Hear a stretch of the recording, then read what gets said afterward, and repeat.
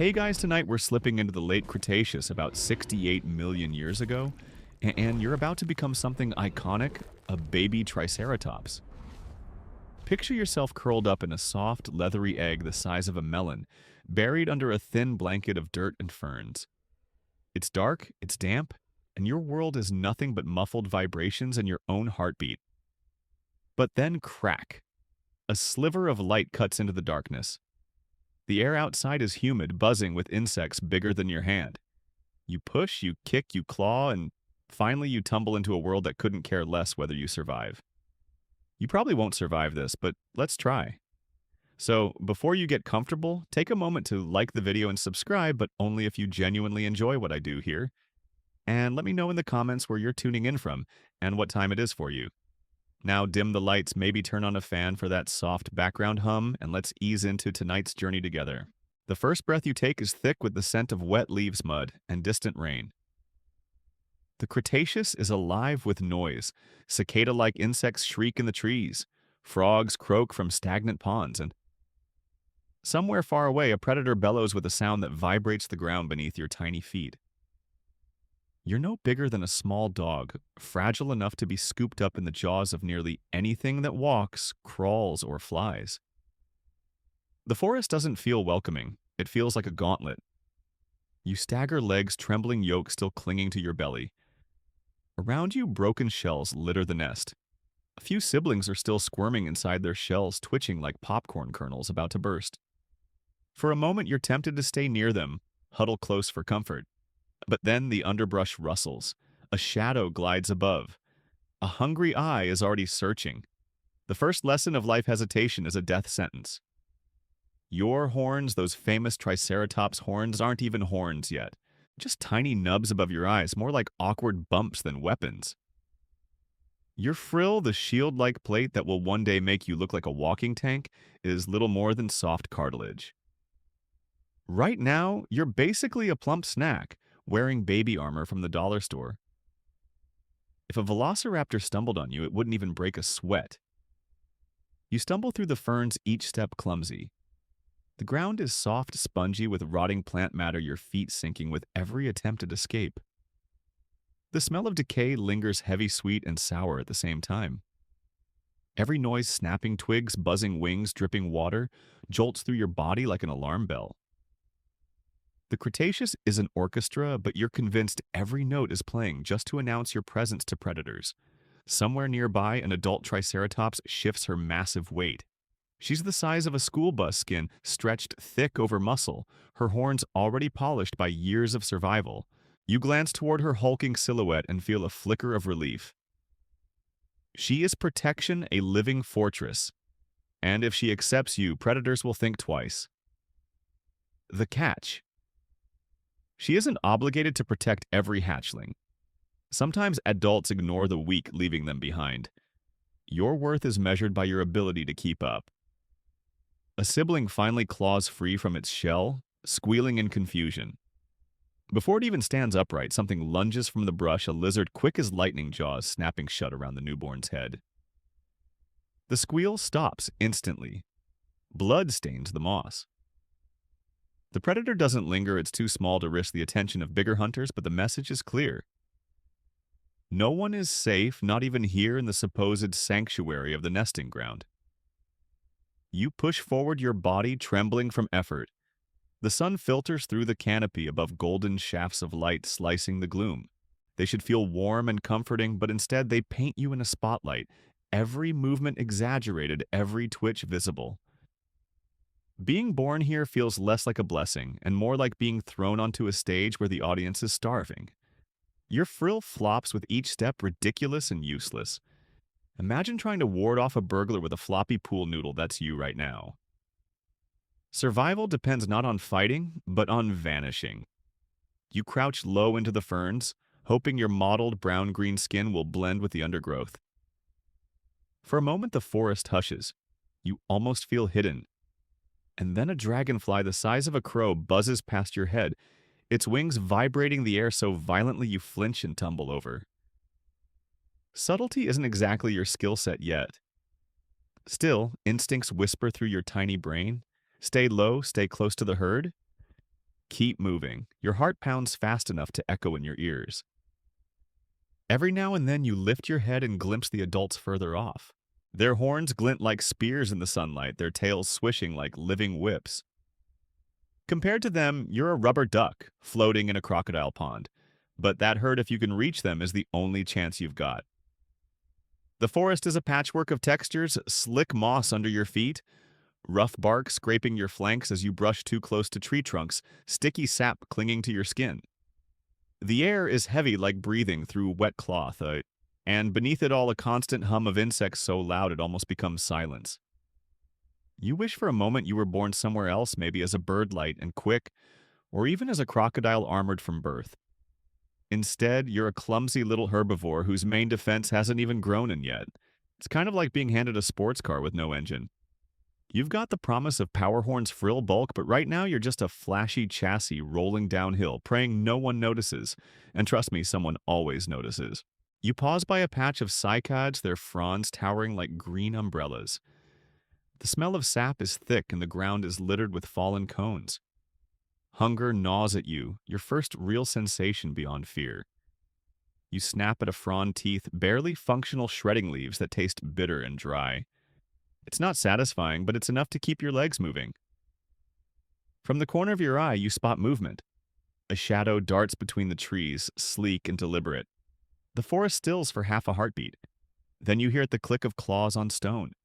Your tiny horns tingle as if they know what's coming.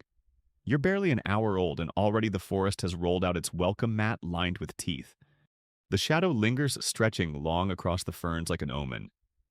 You crouch lower, heart rattling against your ribs the way a trapped cricket thrashes in a jar. The forest air thickens. It feels like even the cicadas pause their chorus to let the danger take center stage. The predator steps forward. It isn't the hulking nightmare of a Tyrannosaurus, not yet, but something smaller, leaner, faster. A dromaeosaur, feathers bristling like knives, yellow eyes burning with calculation. To it, you aren't a challenge, you're a snack-sized experiment. The raptor stalks closer, head tilting, nostrils twitching. You're just a lump of wobbly legs and stubby horns. Your frill folds against your neck, flimsy as a sheet of damp parchment. The adults graze a little farther away, tails swaying lazily, unaware or perhaps uninterested in your private crisis. After all, the herd is a democracy of survival majority rules, and one baby doesn't sway the vote. You might think they'd rush in with trumpeting fury horns lowered, but they don't. Not yet. You have to prove you're worth saving. You stumble backward, frill rattling as you try to look bigger. Spoiler, it doesn't work. The raptor lunges, claws flashing. You squeal a pitiful squeak that sounds more like a baby goat than a future armored juggernaut. But the sound carries. Across the clearing, one of the mothers whips her head up. Her massive body pivots with the grace of a collapsing wall, nostrils flaring as she locks onto the raptor. A bellow erupts from her chest, shaking leaves from the canopy. The sound is less a roar, more a brass instrument being blasted directly into the forest's face. The raptor freezes. A moment ago, it was the hunter. Now it's a trespasser caught shoplifting. The mother charges ground, quaking beneath her. The predator bolts, tail whipping through ferns, vanishing into the trees with a hiss of feathers. You're left shivering in the dirt, your stubby legs coated in mud, your pride already in tatters. The mother doesn't nuzzle you, doesn't scoop you up with maternal tenderness. She simply exhales, nostrils flaring hot, and turns back to grazing. Message receive protection is conditional. Fall behind, and next time no one looks up. You stagger to your feet, shaky but alive. The forest closes back in, humid and oppressive, as though mocking you for your weakness. Every scent is sharp, rotting vegetation, fungal musk, whetstone. The heat wraps around your tiny body like a blanket you can't kick off. Your horns itch as blood pulses through them, growth, urging them forward, but for now they're useless. From here on, every breath feels like it comes at a price. You shuffle back toward the herd, weaving between broad cycads and horsetails that loom like green skyscrapers. The adults form a living barricade, hulking armored backs, horns, stabbing skyward like a field of spears. For a moment, you almost feel safe tucked within their shadows. Almost. You try to blend in, lowering your head to mimic their grazing. The leaves taste like bitter lettuce, fibrous and dry. You chew, gag, and chew again. It's like gnawing on cardboard dipped in swamp water. But each mouthful buys another heartbeat, another step toward survival. And you'll need it. Your body burns energy like a faulty machine demanding constant refueling. The herd stirs.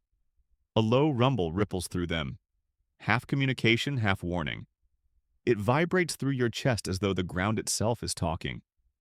Ahead, branches snap. Heavy footsteps echo. Not the light-footed tread of a raptor this time, but something far heavier.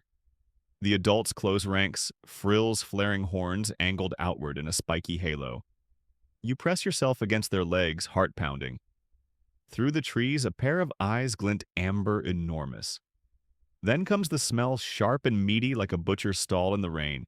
A juvenile Tyrannosaurus steps into view. Not fully grown, but already terrifying. Its jaw muscles bulge as it licks its snout tail, swaying like a pendulum of doom.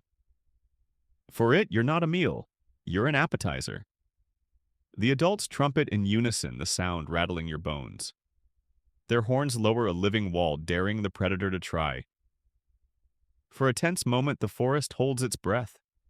Then the young T-Rex decides this menu isn't worth the risk. It snorts, stomps once, and slinks back into the shadows. Relief washes over you like cool rain. But the lesson is carved: deep danger isn't rare, it's constant, and survival is always rented, never owned. The herd relaxes, spreading back into a grazing pattern. You try to mimic their nonchalance, but your body still trembles. Every sound seems louder now: the drip of water from leaves, the crunch of distant footsteps, the buzz of flies orbiting a carcass you don't dare investigate. Your nerves are raw wires, sparking at every jolt. You imagine for a moment what life would be like if you'd hatched as a predator. No trembling, no hiding, just teeth and hunger. But then again, predators die too. They starve, they fight, they fall. At least here in the herd, you have numbers even if affection is optional. Your small legs ache from the day's chaos. You collapse into the undergrowth, eyelids drooping despite every instinct screaming to stay awake. The forest hums hypnotic. Sleep, however, is treacherous. The moment your eyes close, the rustling begins again. A beetle the size of your head crawls across your frill, mandibles clicking. You twitch, half dreaming, half panicked, batting it away with a feeble swing of your head. The night deepens. The air cools slightly, carrying the smell of damp soil and crushed ferns. The adults lie down in a loose circle, massive bodies forming a fortress of flesh. You nestle close to a sibling warmth, pressing against your side. The stars overhead flicker faintly through gaps in the canopy, indifferent witnesses to your fragile life. You drift, but sleep offers no peace. In dreams, the shadows stalk closer. Jaws open wider, and the ground never stops shaking. The reality isn't much different. Out here, every breath is borrowed time. Still, you wake with the herd at dawn, alive and in the Cretaceous that alone is victory.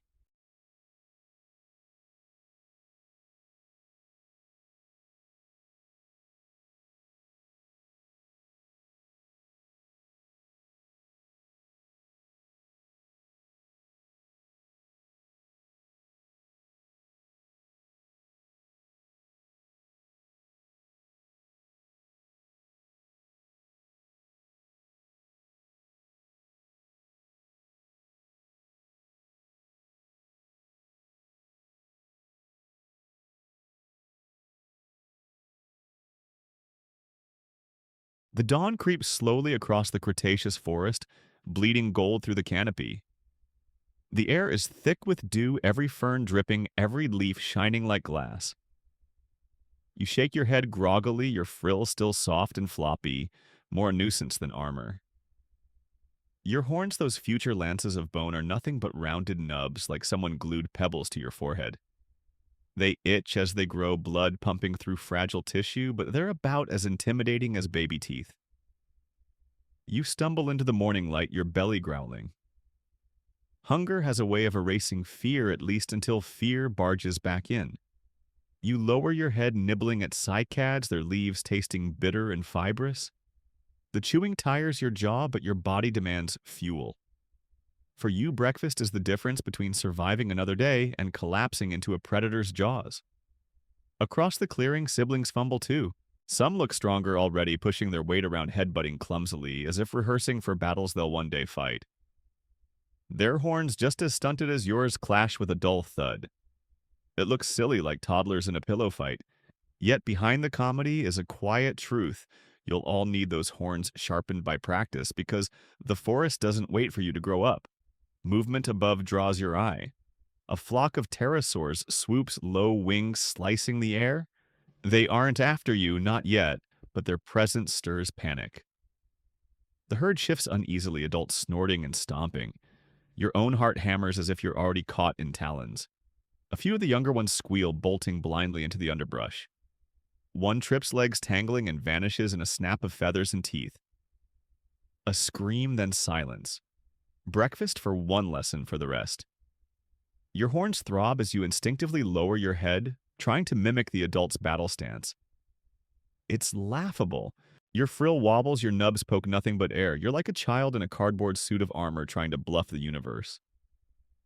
The predators don't care about bluffing, they care about calories. The ground beneath your feet is soft with moss, but every step feels like stomping through a minefield. Roots snag your toes, twigs crack too loudly. You wince at your own noise, knowing it's an open invitation to anything lurking nearby. The air tastes metallic with tension, the scent of crushed plants mixing with the faint, coppery smell of blood where your sibling fell. Still you march because the herd marches. Their footsteps sink like a drumbeat, each adult stride 10 of yours. You scramble to keep up, weaving between their legs, hoping their shadows hide you. Every brush of their tails sends a shiver down your spine. Their sheer size reminds you how far you have to go before you're anything but prey. You pause to rest, panting. Your horns bump against a rock, the soft tissue tender and sore. You whimper quietly, wishing they'd hurry up and grow into weapons. Right now, they're liabilities, bright little handles for predators to grab. Imagine running from danger while wearing 2 "Bite Me" signs taped to your forehead. That's your reality. A rustle in the ferns freezes the herd. Adults bristle frills, flaring like shields. You crouch, breath caught. From the green gloom, a Troodon emerges.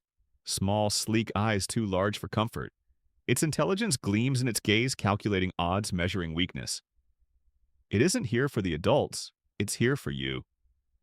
You lower your head, horns pointing forward. The Troodon tilts its head, almost amused. You charge anyway, legs pumping, frill bouncing. The impact is pitiful, a soft bump against scales. The predator hisses, sidesteps, swats you with its claw. Pain streaks across your side, shallow but humiliating. You squeal, scampering back into the safety of the herd. The Troodon doesn't press. It knows patience. It knows you'll stumble again. For a moment, silence returns. The herd exhales, shifting back into motion. But you feel it, your horns are nothing but promises. And promises don't stop predators. Survival is improvisation, and yours is painfully clumsy. Still, the forest smells alive, resin from broken branches, the sweet rot of fruit, trampled underfoot, the musk of giant reptiles sweating in the sun. These are the smells of growth, of struggle, of life, insisting on itself. You push forward because what else can you do? You might think having horns means safety. Right now, it only means one thing: false hope. And as you march under the shadow of giants, the ferns whisper, what you already know, your problems are only just beginning.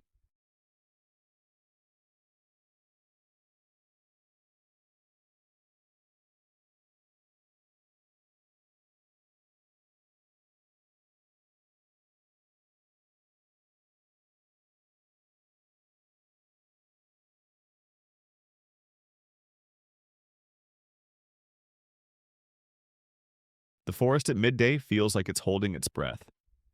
Sunlight cuts through the canopy in broken shafts, illuminating the undergrowth in blotches of gold and shadow. To an outsider, it might look peaceful, but to you, each pool of darkness feels like a hungry mouth waiting to close. The ferns around you sway with the slightest breeze, their fronds brushing together with a sound that's too much like footsteps.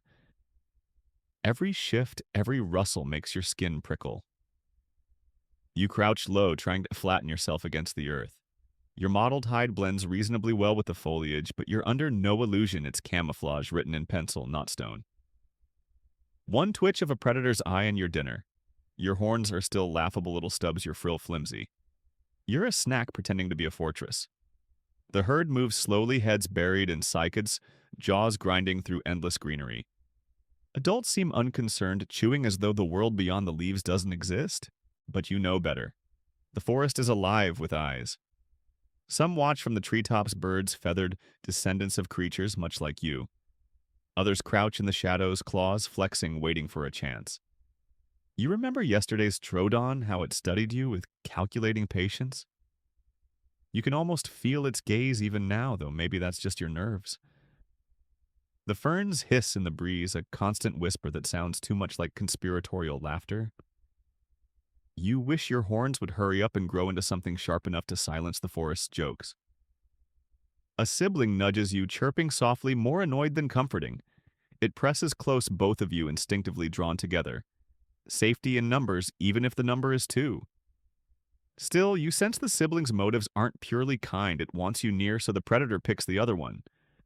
Brutal, but that's the reality of babyhood. The ground is damp underfoot, every step sinking slightly into soft earth. The smell of rot clings to everything, fallen fruit, half-eaten carcasses, the general perfume of survival. Above, insects buzz like tiny saw blades, their hum blending into the constant drone of the Cretaceous forest.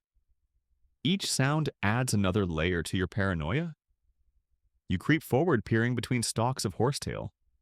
A shadow flickers at the edge of your vision. You freeze. The sibling freezes too. The air goes still, then a snap. Not of a twig, but of a jaw. The forest erupts.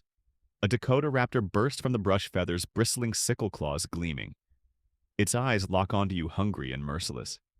You squeal, stumbling backward. Your horns, your frill, your bulk, none of it matters. You're prey in its theater. The herd responds instantly.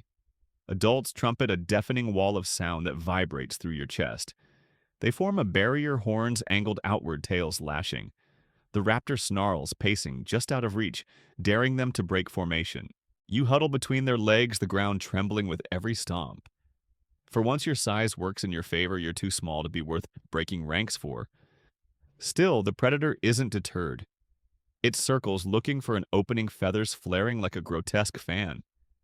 The adults hold firm eyes, locked horns steady. Minutes drag like hours. Finally, with a frustrated screech, the Dakota raptor slinks back into the trees. The forest exhales. Your legs wobble. Your breath comes in shallow gasps. If your heart beat any faster, it might burst. The adults resume grazing, calm restored as if nothing happened. To them, it was a minor inconvenience. To you, it was the difference between existing and becoming a bloodstain on the moss. The ferns sway again, innocent in their dance, but you can't look at them the same way. They're not harmless plants. They're curtains behind which death waits, silent and patient. Every flicker of shadow feels like a rehearsal for the next attack. You stagger toward your sibling, pressing your frill against theirs in a clumsy gesture of solidarity. For a moment, you're just two hatchlings trembling together in the aftermath of fear. But even here, competition lingers. The sibling nudges you aside, staking a tiny claim on the safer spot near an adult's leg. You shuffle away, resentment simmering. The sun climbs higher, baking the forest floor. The air thickens, heavy and wet, clinging to your skin. Sweat isn't in your biology, but the heat seeps into your body, slowing you, making your legs feel heavier with each step. Predators aren't your only enemy. The climate itself tests you at every turn. As the herd shifts again, you lag behind, distracted by a fallen cycad cone. Its sweet smell tempts you, hunger, overriding fear. You nibble at it, juice dribbling down your beak. For a few blissful seconds, you forget the shadows. You forget predators. There's only food. Then the ground shakes. A low rumble, distant at first, then closer. The adults stiffen heads, lifting in unison. You freeze mid-bite. Through the trees comes a sound too deep to mistake the rolling growl of something massive. Not sleek like a raptor, not cunning like a Trudon. This is bulk. This is power. You barely glimpse it through the foliage, the dark shape of a juvenile Tyrannosaurus moving with casual menace. Its steps are slow, deliberate, as though the forest belongs to it, which in a way it does. The herd gathers tight, a living barricade once more. You're shoved inward, nearly trampled by shifting feet. For a moment you're crushed against rough scales, the smell of sweat and crushed greenery filling your nostrils. You can barely breathe, but you don't complain. The wall of adults is the only reason you're still alive. The young T-Rex doesn't charge. It watches, it calculates. Its golden eyes sweep over the herd, searching for weakness. Yours, your siblings, any small gap in the wall of horns. Time stretches the air thick with tension. Then, just as suddenly as it appeared, it turns and fades back into the trees. A promise more than a retreat. It will be back. The herd relaxes slightly, though not completely. You stumble free, gasping, legs shaky. The forest closes around you again, ferns whispering their endless taunts. Shadows still loom, still flicker, still wait. You realize the truth: predators aren't rare events. They are the background music of your life. Every rustle, every flicker is a reminder that you're one mistake away from extinction. As the herd moves on, you glance back once more at the swaying ferns. They seem to wave as though mocking your fear. Maybe one day when your horns are sharp and your frill is bone, you'll charge through them without a second thought. But today, you're still just a baby living in a world where every shadow is a threat. And tomorrow, the shadows will still be there waiting.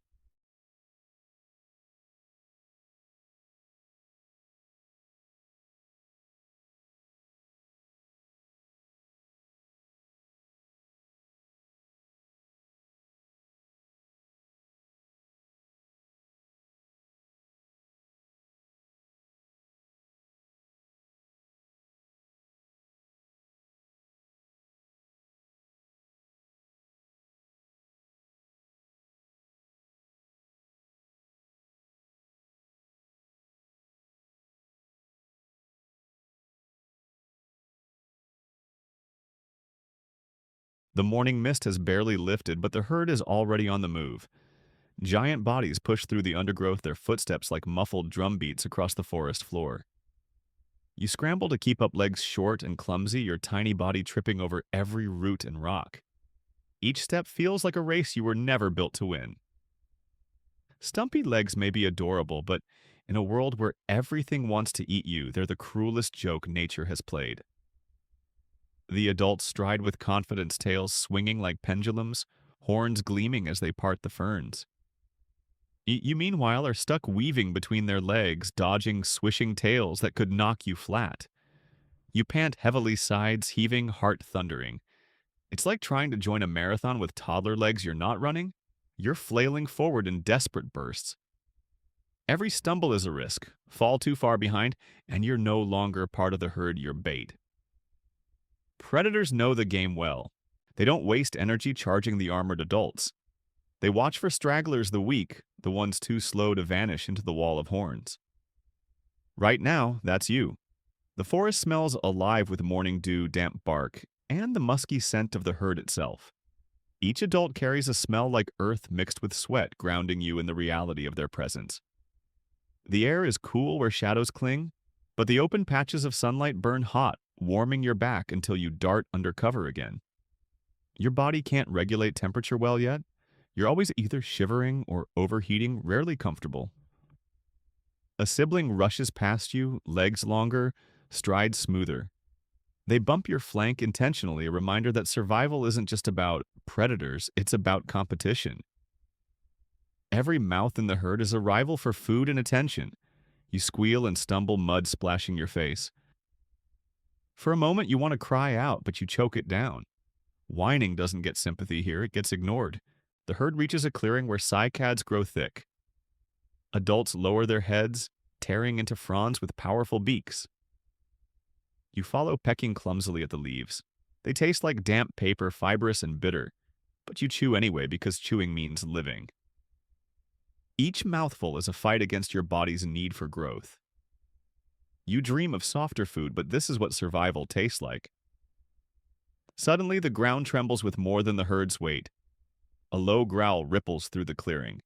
The adults stiffen, frills snapping upward, horns angled like spears. You freeze mid-chew, juice dribbling down your beak. From the shadows at the clearing's edge, a pack of dromaeosaurs emerges, sleek, feathered eyes gleaming with hunger. The adults form a defensive ring, trumpeting in unison. Their horns catch the sunlight, flashing like a warning. The raptors pace the perimeter, testing for gaps.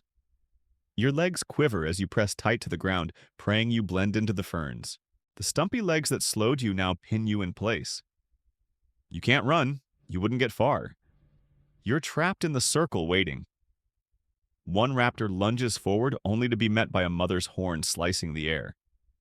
It screeches, feathers scattering, and retreats. Another darts from behind, claws flashing, but a tail whips hard enough to send it tumbling. The standoff drags on, your heartbeat sinking with every trumpet and screech. Finally, the predators realize the fortress won't break today. With angry hisses, they fade back into the trees. The adults snort and resume feeding as if nothing happened. You remain pressed to the ground, trembling, mud caking your frill. Survival, you realize, is less about strength and more about staying inside the walls of giants. But staying inside means running fast enough to keep up, and your stumpy legs make that nearly impossible. The herd moves again, and you scramble to follow. Each stride burns your muscles aching. Your lungs feel like they're full of hot sand. You trip over a root, crashing face first into the dirt. Panic surges. What if the herd leaves you? You squeal, thrash, and somehow force yourself up, legs wobbling like sticks in mud. You run harder, ignoring the pain, catching just enough of the herd's shadow to disappear inside it again. The forest around you thrums with hidden life. Insects buzz like miniature saws. Frogs croak from stagnant pools, and somewhere distant, a massive predator bellows, shaking the ground. The sound chills you. It's the reminder that even giants aren't untouchable. But to you, the real enemy isn't the roar of a tyrant lizard. It's the simple, constant truth that your legs can't carry you fast enough to escape any of it. You glance at your siblings again. Some keep pace easily. Legs longer, strides steadier. You envy them bitterly. Why couldn't you hatch with better legs? Why do you feel like the slowest, weakest one? The herd doesn't pause for stragglers. The world doesn't care for excuses. You have to push or you'll be left behind.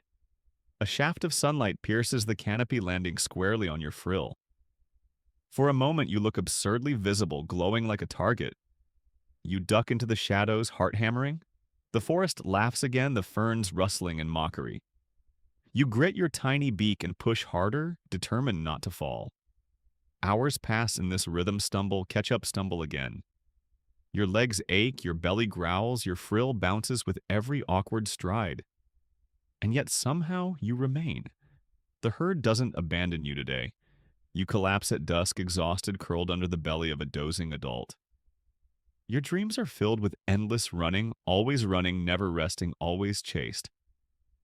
That's the truth of your life right now. You're a creature built for horns and frills, but stuck in a body that hasn't caught up yet. Every day is a marathon run on toddler legs. Every shadow a reminder that speed is survival and you don't have it. You drift into uneasy sleep with one thought echoing in your mind: tomorrow the running starts again. And the shadows will still be waiting.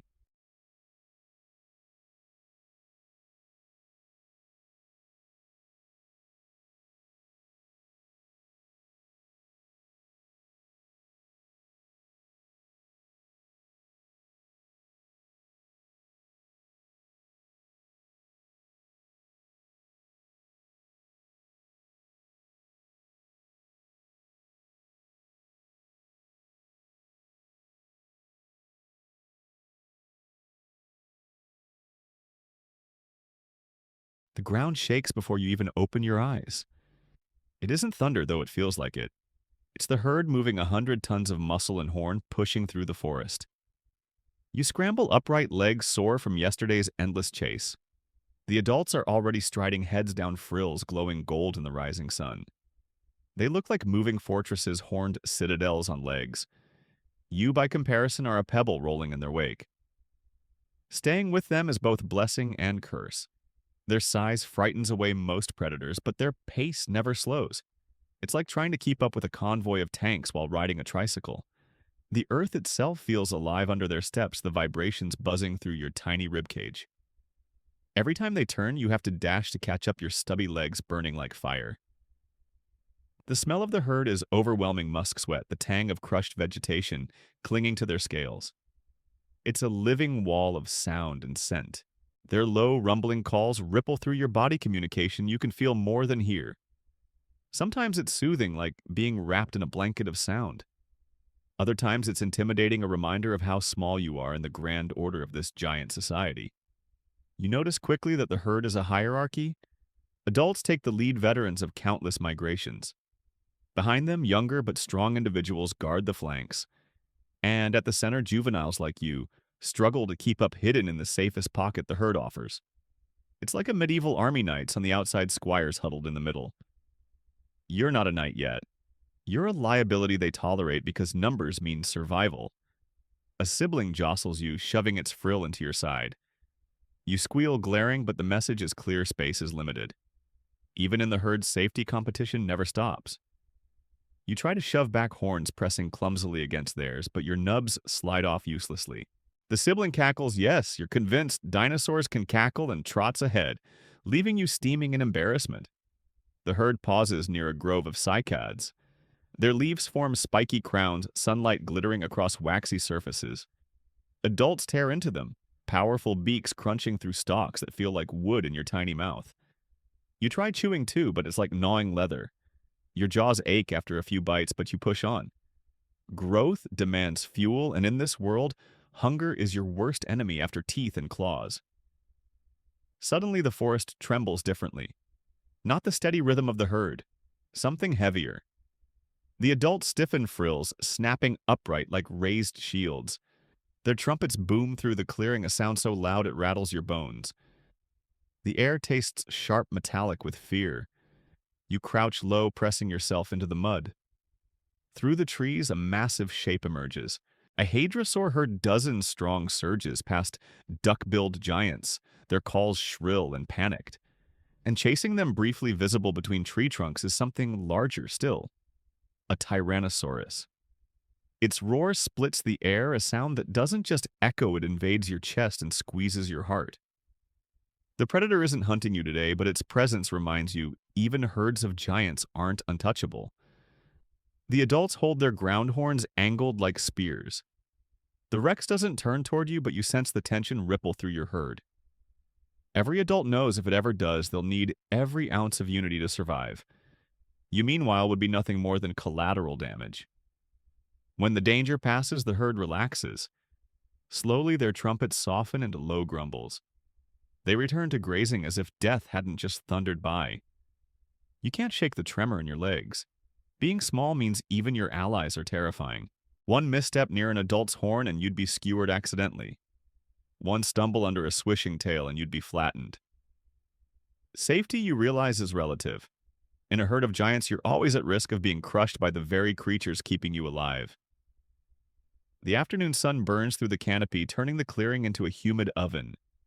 The air is thick, tasting of sap and sweat. Flies buzz incessantly, landing on your frill, biting your soft skin. You twitch and shake, but they always return. The adults barely notice. Their hides are tougher, their size intimidating even to insects. You envy them everything, their horns, their strength, their indifference to annoyances that torment you. As the herd moves again, you trudge beside them, eyes heavy with exhaustion. Every muscle aches, but the rhythm of their movement pulls you forward. Their unity is hypnotic, a living tide that carries you whether you want it to or not. You stumble, nearly trip, but a flank brushes yours and nudges you upright. Was it intentional? You'll never know. In the herd, kindness is indistinguishable from coincidence. Evening falls slowly, shadows stretching long across the forest floor. The herd circles in a loose formation, adults forming an outer ring while juveniles collapse inside. You curl up against the earth frill, tucked, close horns soar from the day's awkward skirmishes. The air cools, bringing with it the smell of damp soil and crushed greenery. The low rumble of the adults lulls you like an ancient lullaby hummed through horns instead of lips. You drift towards sleep, but your mind lingers on the day's lessons. The herd is both fortress and prison. It shields you from predators, but demands you keep up, demands you compete, demands you endure. You're surrounded by giants, but you are not one of them, not yet. For now, you're just another small life clinging to the safety of numbers. And in the back of your mind, one thought refuses to leave someday. If you survive, you'll have to earn your place among these titans. Until then, you run on stumpy legs, praying the herd always lets you inside the circle.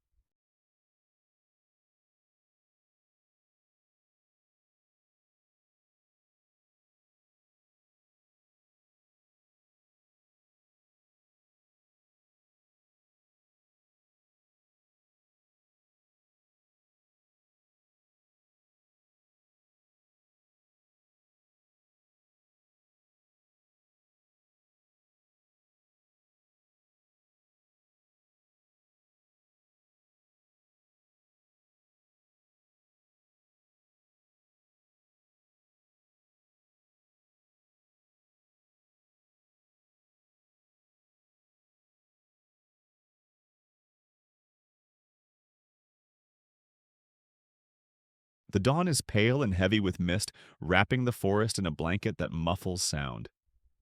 Drops of dew cling to every fern, glinting like cold jewels in the half-light. You wake stiff and sore, pressed against the earth, your frill damp and floppy. Around you, your siblings stir half a dozen clumsy little bodies, horns, barely budding legs wobbly but eager to move. In theory, you should find comfort in their company. In practice, they're your fiercest rivals. Your sibling to the left immediately jabs you with its tiny frill, a playful shove, disguised as aggression. You squeal and shove back.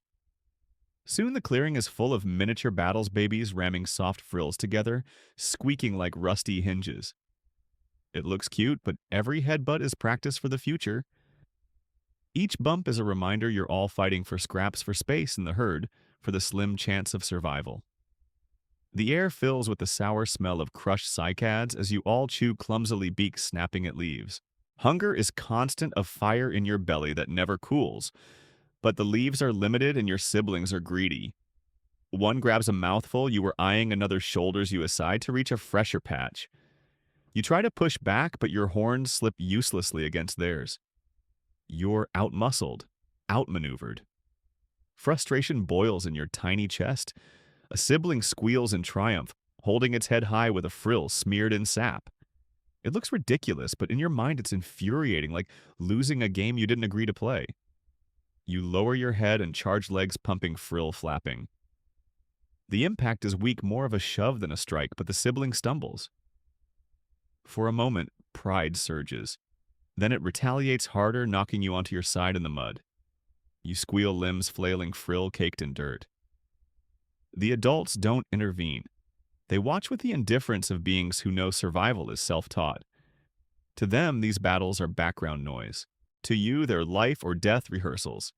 You drag yourself upright, trembling with humiliation. Rivalry isn't just play, it's proof.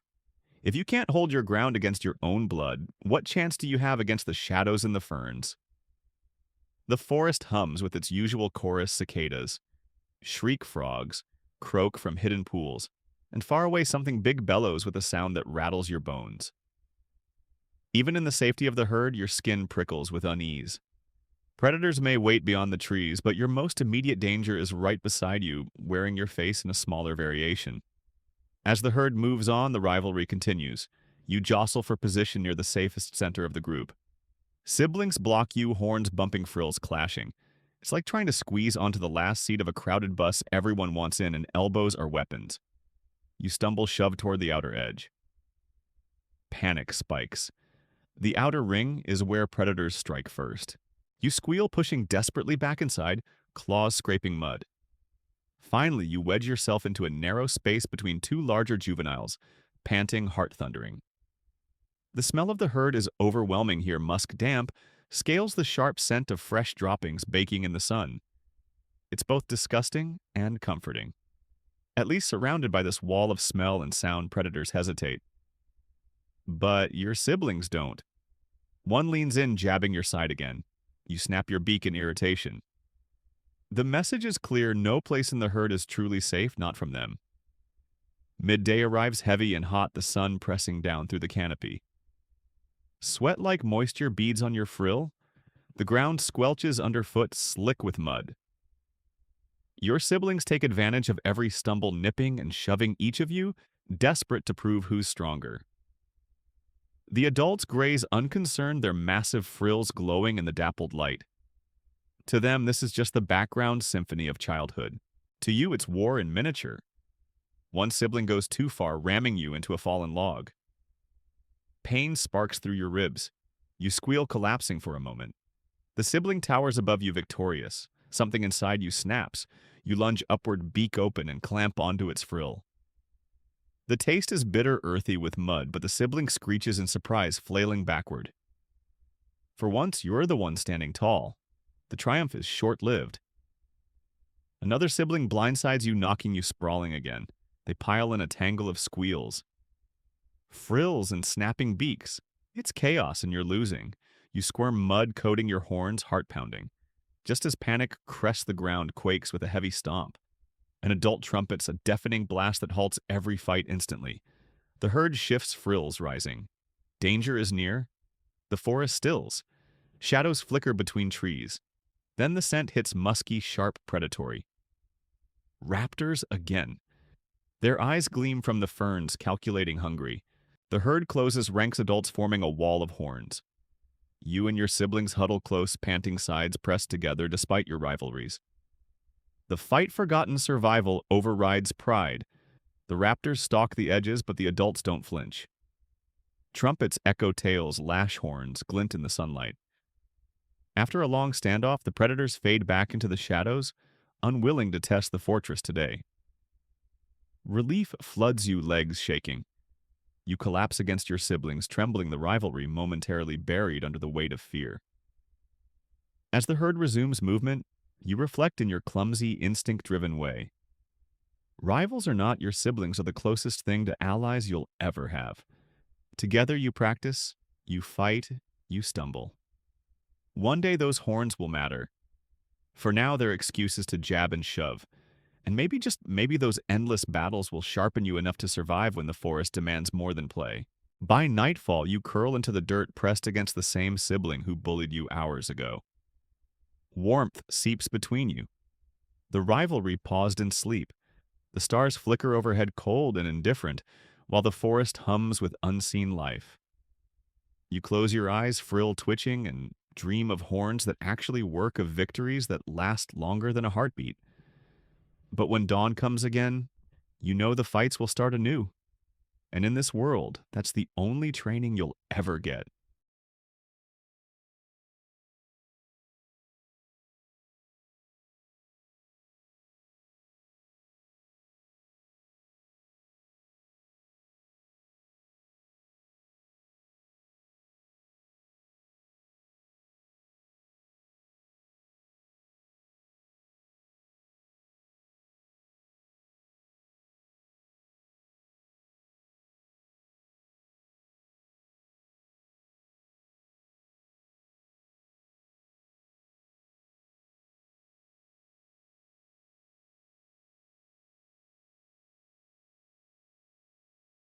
The Cretaceous dawn is already hot, a damp heat that clings to your hide like glue. You stretch your legs as best you can, though stretch feels generous. Your body is growing, but it's growing awkwardly. Your once small, stubby legs are thickening faster than your coordination can keep up. Each step is a gamble between balance and collapse. It's as if nature built you from mismatched spare parts and forgot to check whether they fit together. Your horns push forward a little more each day, no longer nubs, but not yet weapons. They ache constantly, dull throbs pulsing with every heartbeat. You scrape them against bark just to relieve the pressure, though it only leaves scratches on your face. Your frill, too, is stiffening bone spreading beneath skin, but it flops unevenly when you move. You feel half-built, like a fort still missing its walls. The herd marches steadily and you wobble after them, each stride a lesson in frustration. Adults move with a rhythm you can't imitate, strong legs, steady breaths, tails swaying with confidence. You trip over roots, slam your frill into branches, and stumble into mud that clings to your belly like a trap. Every step is humiliating. You're growing, yes, but into something clumsy, not powerful. Your siblings aren't any better. One constantly squeaks when it stumbles, another walks with a limp after a tumble, and yet they all compete with you anyway. It's less about food now and more about proving who's shaping into the strongest juvenile. A sibling charges at you, suddenly frill lowered. You try to brace, but your legs give way and you topple sideways. Laughter. Yes, it feels like laughter ripples through the little ones around you. You glare, mud dripping from your horns, but you don't retaliate. You couldn't win anyway. The forest air is thick with smells, damp bark, sharp resin, the faint musk of predators lingering on the breeze. You know they're out there watching. Your growing body makes you more noticeable now, no longer small enough to vanish in the ferns, not big enough to deter an attack. You've entered the worst possible stage, too awkward to hide, too weak to fight. The herd pauses at a riverbank. Water trickles lazily, sparkling in the light. Adults lower their heads, slurping deeply. You stumble forward, legs splaying, and nearly plunge headfirst into the current. Your frill splashes water everywhere as you lap, clumsily half drinking, half choking. The water is cool and refreshing, but it only highlights how clumsy you've become. As you drink, movement flickers upstream. Shadows slither beneath the water. Crocodilians. Their eyes break the surface, yellow and unblinking. They aren't after the adults, the giants are too large, but a growing juvenile like you. Tempting. One slips closer, its tail flicking with deceptive gentleness. You squeal and stumble backward, splashing mud and water. An adult bellows, tail whipping, and the crocodile vanishes beneath the current. The herd shifts uneasily but returns to drinking. You, meanwhile, are left trembling, water dripping from your frill, pride leaking faster than your courage. By midday, the heat is oppressive. The sun filters through the canopy in golden shafts that burn against your hide. You pant, drooping under the weight of your awkward body. Your legs ache, your horns itch, your frill feels too heavy. Every part of you demands energy, food, and rest, but predators never schedule their hunts around your comfort. The herd moves into a meadow where cycads sprout thickly. Adults mow them down with practiced efficiency, their beaks tearing through fibrous stalks like machetes. You chew clumsily, swallowing more than your stomach can handle. Pain twists in your belly, but you push through.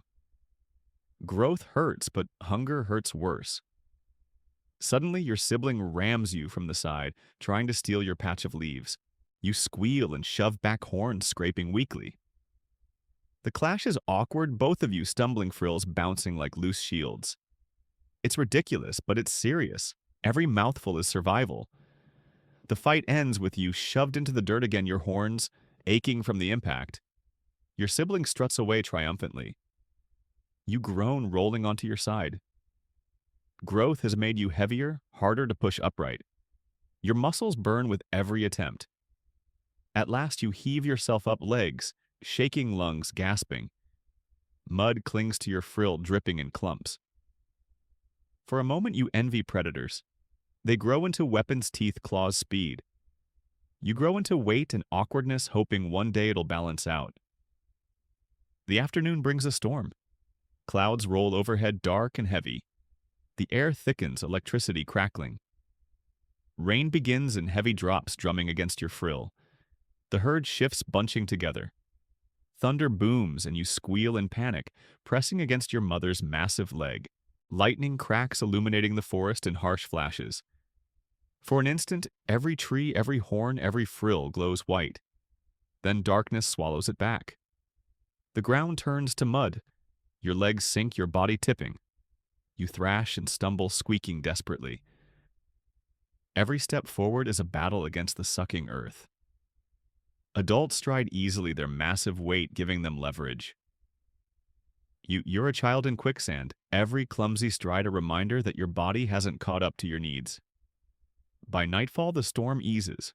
The herd settles in a clearing, steam rising from their damp hides.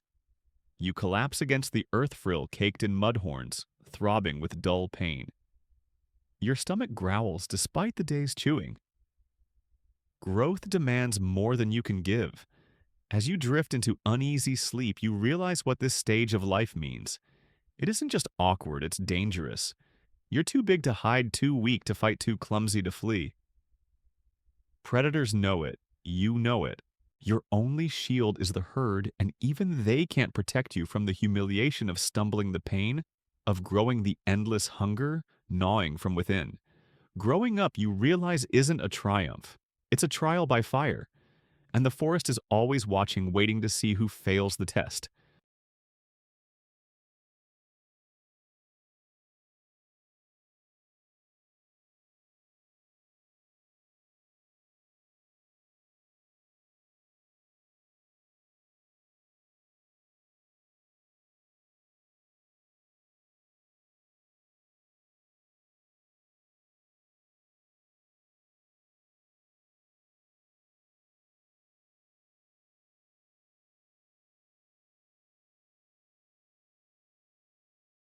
The morning haze still lingers when you shuffle awake, frill-heavy horns aching from another night of growth.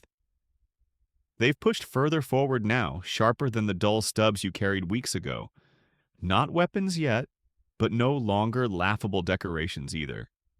You scrape them against a log, feeling the tender bone beneath the skin, pulse with each heartbeat.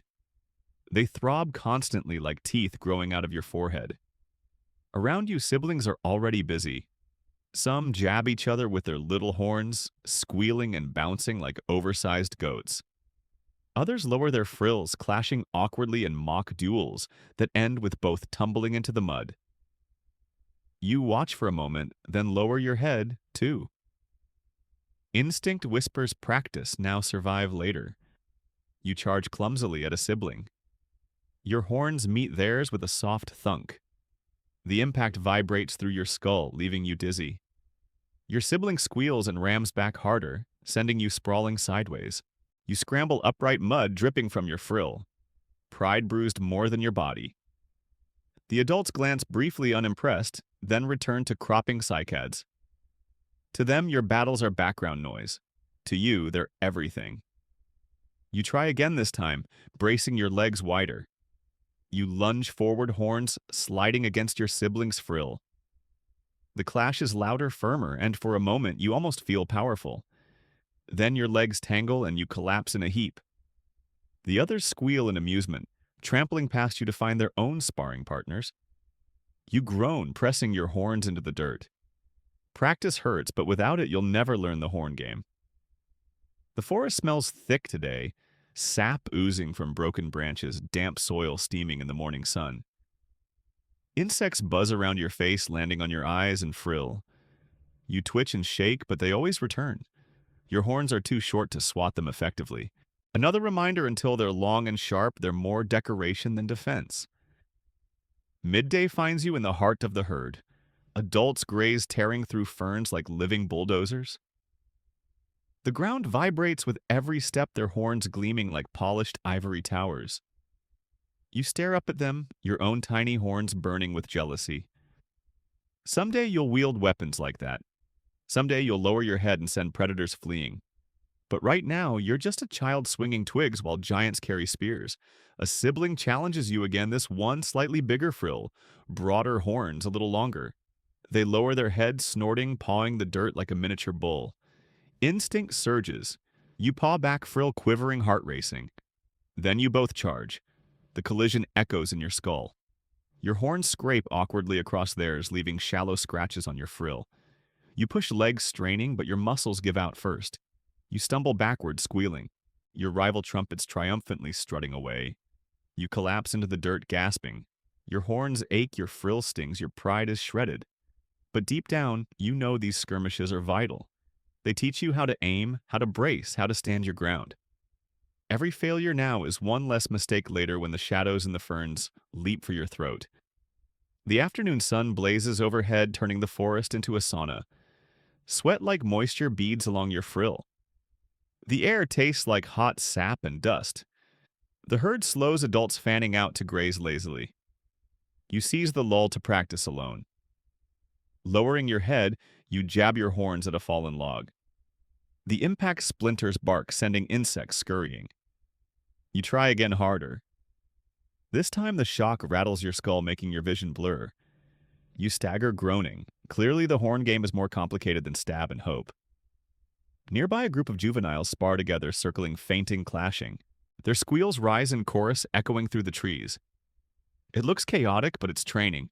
You join in, pushing your horns into the fray. The clash of frill against frill surrounds you, sharp thuds reverberating through your skull.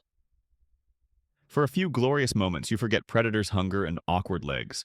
There is only the rhythm of combat, the push and shove, the rising instinct to fight.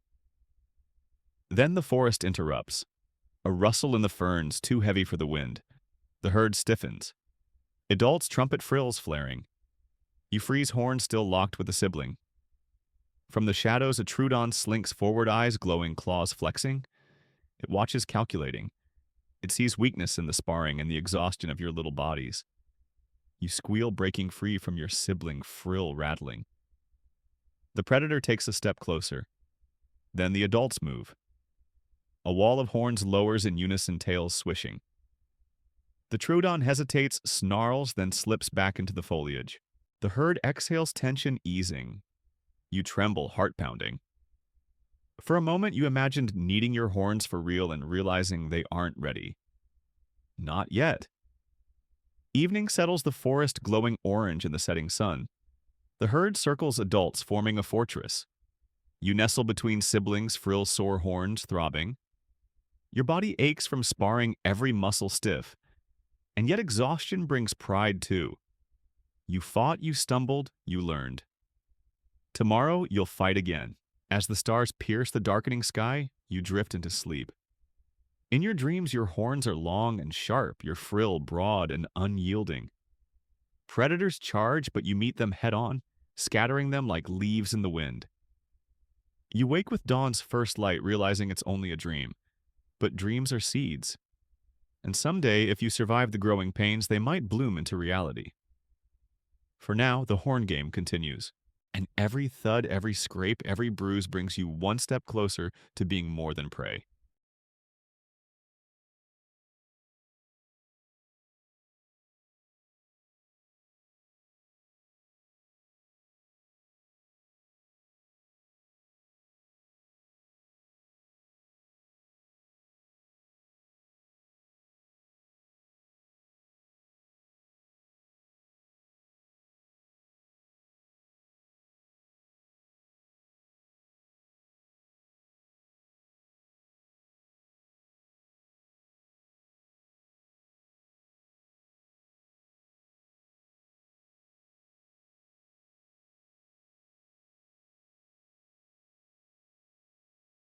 The forest wakes in uneasy silence as though the air itself senses what's coming.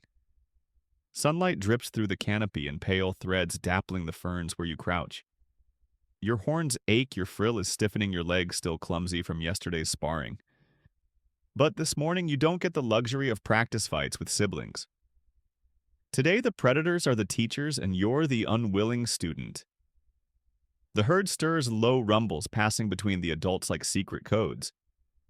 Their tails swish, their horns tilt skyward. You feel it too, the electric hum of danger pressing against your skin. It starts as a faint vibration through the earth like distant drums. Then a shadow slips between the trees. Raptors. Not one this time, but many. They move like liquid fire feathers, rippling, eyes bright and sharp. Each claw clicks against stone with deliberate menace. You squeal, pressing closer to the herd. But predators don't rush, they test. They probe. They want to see who falters first. And today, they test the little ones. Your heart hammers as the raptors circle. One darts forward, snapping at a juvenile near you. The baby squeals, bolting clumsily. The raptor gives chase, not serious yet, but mocking. It slashes at the tail just enough to leave a mark, then retreats. A lesson written in blood, the slow will suffer. You tremble, pressed against your sibling. But then a feathered head snaps toward you, golden eyes narrowing. It lunges, instinct screams. You lower your horns and squeal, bracing for impact. The raptor feints, swerving at the last second. Its claw grazes your frill, leaving a shallow scratch. Pain stings sharp and humiliating. The predator pulls back, hissing, almost amused. This is predator school. They don't just hunt to eat. Sometimes they practice using you as the dummy. Raptors teach their young how to slash, how to corner, how to terrify, and you're the unwilling prop in their lesson plan. The herd reacts. Adults trumpet horns lowering. They stomp the earth tails whipping like living clubs. One charges, scattering the raptors briefly, but the lesson is already carved into your trembling legs. Predators see you as training equipment long before they see you as a meal. The forest hums with tension. The smell of musk and blood hangs thick, mixing with damp earth. Your frill throbs where the claw struck heat pulsing beneath the skin. You press your horns into the dirt, wishing they were longer, sharper, anything but useless bumps. Hours crawl by. The herd keeps moving, adults vigilant, juveniles restless.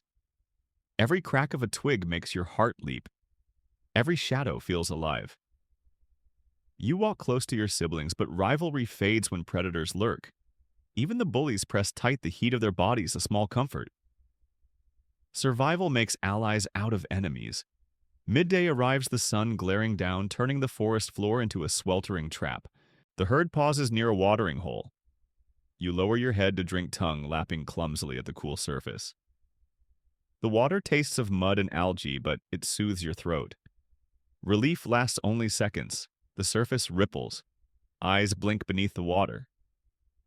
Crocodilians again. One surges upward, jaws snapping shut around a sibling's leg. The squeal shatters the clearing, adults trumpet-stomping horns flashing. The crocodile thrashes, dragging its prey toward the water. For a heartbeat, it feels like doom. Then a massive adult charges, horn plunging into the reptile's side. Blood clouds the water, the predator releasing its grip. The sibling scrambles free, limping alive. You stagger backward, splashing mud, heart racing. The waterhole suddenly feels like a battlefield. Drinking here is as dangerous as grazing in raptor country. The lesson repeats: predators use every corner of the forest as a classroom, and every student is expendable. By afternoon, your body aches from running, heart still raw with fear. Yet the herd keeps pressing forward, unstoppable. They know the truth movement means survival. Stillness invites ambush. You stumble, trip, and force yourself upright again. Your horns are sore, your frill heavy, your legs tired, but the forest doesn't care. A rustle in the ferns, another test. This time a lone Trudon emerges, eyes wide and clever. It doesn't charge. It doesn't need to. It stalks slowly, gauging your movements. You lower your horns again, leg shaking, frill quivering. You squeal, but the sound comes out weak. The predator smirks. Yes, you swear it smirks, and slips back into the shadows. A pop quiz, nothing more. The real test will come later. Evening falls, shadows stretching long across the ground.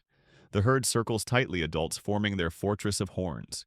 You collapse inside, exhausted, frill-scraped horns aching. Your siblings curl beside you, silent for once. The forest hums its endless chorus, frogs, insects, distant roars, but tonight, every sound feels like a teacher tapping the chalkboard. You close your eyes, but dreams offer no comfort. Raptors stalk you in your sleep claws, scratching lessons into your skin. Crocodiles lunge from the dark Trudons, whisper riddles you can't answer. You wake shivering, realizing sleep is just another classroom for fear. Predator school never ends. Every day is a lesson in running, hiding, bracing. Every scar is homework, every escape an exam you barely passed. And as you drift into uneasy rest, you know tomorrow's class will start at dawn, whether you're ready or not.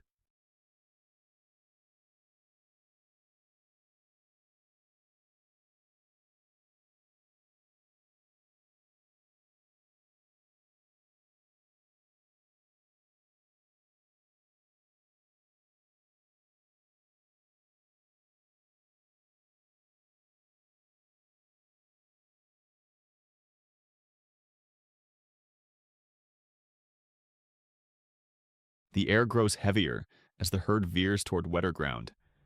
The forest floor squishes beneath every step, mud bubbling with each tremor of the adults. A stench rises, sharp and sour, the unmistakable perfume of stagnant water and rotting plants.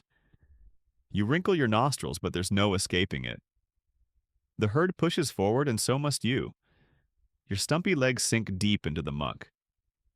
Each step feels like dragging yourself through tar. The mud clings, sucking at your feet, threatening to hold you down until something with sharper teeth comes along. You squeal with frustration, thrashing free. A sibling splashes past mud, streaked across its frill, triumphant in simply staying upright. You grit your beak and push harder, though every stride feels like wading in quicksand. The swamp buzzes with life. Clouds of insects swarm your face, their wings whirring like tiny saws. They bite at your frill, your legs, your tender skin, leaving itchy welts that burn with irritation. You shake and twitch, but they always return, drawn by the sweat and fear rolling off your body. The adults don't flinch. Their hides are thicker, tougher. You envy them even as you stumble deeper into the mire. The water ripples nearby. Eyes gleam just above the surface. Crocodilians again. These ones are smaller than the giant that attacked at the river, but size is relative. To you, they're nightmares with tails. One lunges, jaws snapping at a juvenile trailing behind. The squeal cuts through the swamp like a knife. Adults trumpet, instantly, horns lowering. The crocodilian hesitates, then vanishes into the water with a hiss. The juvenile limps forward, shaken but alive. You push closer to the center of the herd frill, bouncing with every awkward step. Safety feels near, but the swamp itself seems determined to drown you. The mud grips tighter, waterlogged plants wrap around your legs, and the ground shifts treacherously underfoot. You stumble again, plunging nose first into the muck. Cold slime coats your horns, and frill filling your nostrils with the stink of decay. You thrash, squealing, until a sibling butts your side, helping you upright. For a moment, rivalry pauses. In the swamp, everyone is equally miserable. The adults plod on their weight, breaking through the mud. You follow smaller steps, swallowed, faster, your body aching with each pull. The swamp hums with sound, frogs croaking, insects buzzing, unseen things splashing in the distance. The air is hot, wet, suffocating. Every breath tastes like rot. Your legs burn, your frill drips with slime, and your horns ache from the constant weight of your own clumsiness. Then the real trial begins. The herd reaches a deeper stretch of water, wide and murky. Adults wade in without hesitation, water lapping at their bellies. You squeal, staring at the expanse. It looks endless, dark, full of hidden jaws. But you can't stay behind. To be left is to be lost. You step in. The water closes around your chest, instantly cool but terrifying. Your legs kick furiously, struggling to find the bottom. Mud sucks you down your frill, dragging like an anchor. Panic surges. You squeal and thrash, splashing wildly. Your horns slice through the surface like useless paddles. A sibling passes you, paddling awkwardly but steadier, squealing smugly as it gets ahead. The current tugs at you, slow but relentless. Every push forward feels stolen from the swamp's grip. Your lungs burn, your legs ache, your frill drags you lower. You imagine jaws snapping from the dark, pulling you under. Fear fuels you more than strength. Somehow you keep moving, kicking, paddling, squealing. Finally, your feet scrape solid ground. You scramble onto the far bank, collapsing in the mud, gasping. Your frill drips, your horns ache, your body trembles. You made it. Barely. The swamp didn't claim you today. But the lesson is clear. Survival isn't just about predators. The land itself can kill you if you stumble. The herd gathers on the bank, shaking mud and water from their hides. Adults trumpet a low, resonant call that rolls across the swamp. You press against your siblings, exhausted but alive. The smell of damp vegetation fills your nose, sharp and pungent, but even that feels like victory. The sun dips lower, painting the swamp in gold and shadow. Mosquitoes swarm, biting relentlessly, but you barely notice. Your body is too tired to care. Every muscle aches, every breath burns. You curl into the mud frill, resting on your horns. Sleep comes fast, heavy, and dreamless. In the distance, the swamp gurgles with unseen life. Crocodiles slide silently beneath the surface, frogs croak, and chorus insects drone endlessly. The swamp trial never ends. Tomorrow the herd may cross again. Tomorrow you'll sink again. Tomorrow you'll fight the mud, the insects, the jaws waiting in the dark. For now, though, you close your eyes and let exhaustion claim you. The swamp hasn't won yet.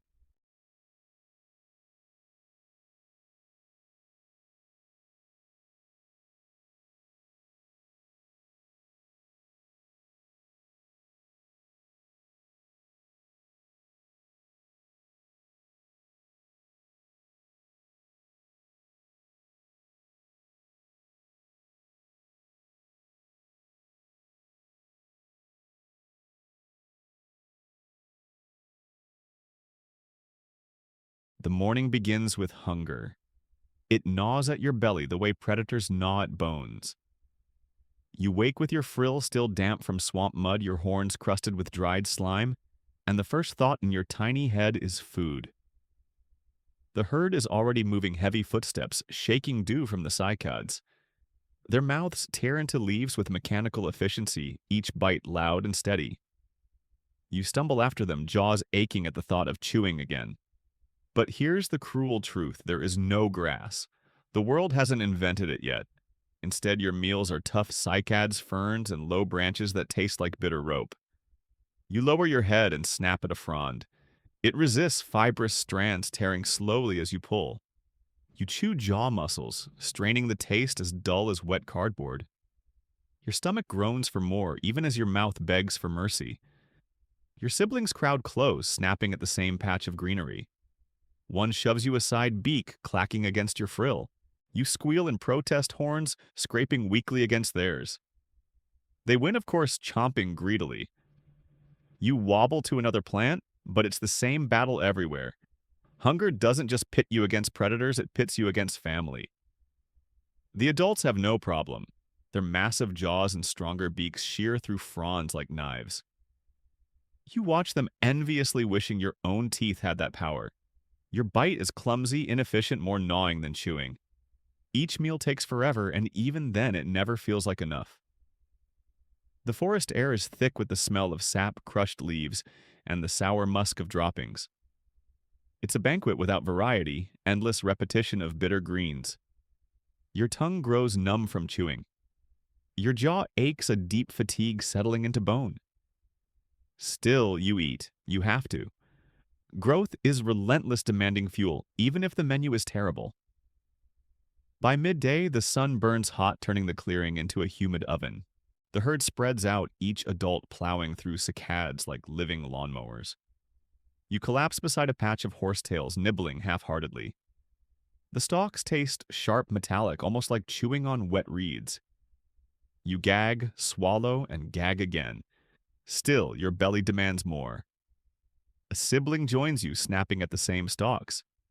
The two of you lock eyes, tension sparking. You squeal and jab your horns forward. They jab back stronger. The clash sends you tumbling into the mud again. They squeal triumphantly, chewing what should have been yours. You lie there, frill, heavy, hunger burning. Every meal is war, and you're losing. The ground vibrates suddenly.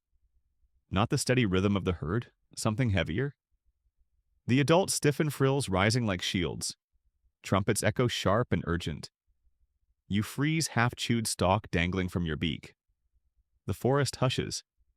Then a shadow moves, sleek, low-feathered. Raptors again. They slink between trees, eyes gleaming. This time, they're not here for practice. They're here for meat. The adults close ranks, horns lowering, tails swishing. You squeal and press into the circle body, trembling. The raptors dart closer, testing the walls. One lunges at a juvenile on the edge. The adult nearest lashes out, horns slicing the air.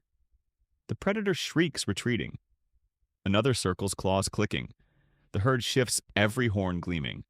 You crouch low, belly pressed to the ground, heart pounding so hard it hurts. The smell of musk and fear saturates the air. The raptors hiss, frustrated, then slink back into the shadows. The herd exhales the sound, a rolling wave of relief. You collapse, frill pressed into the mud body, trembling.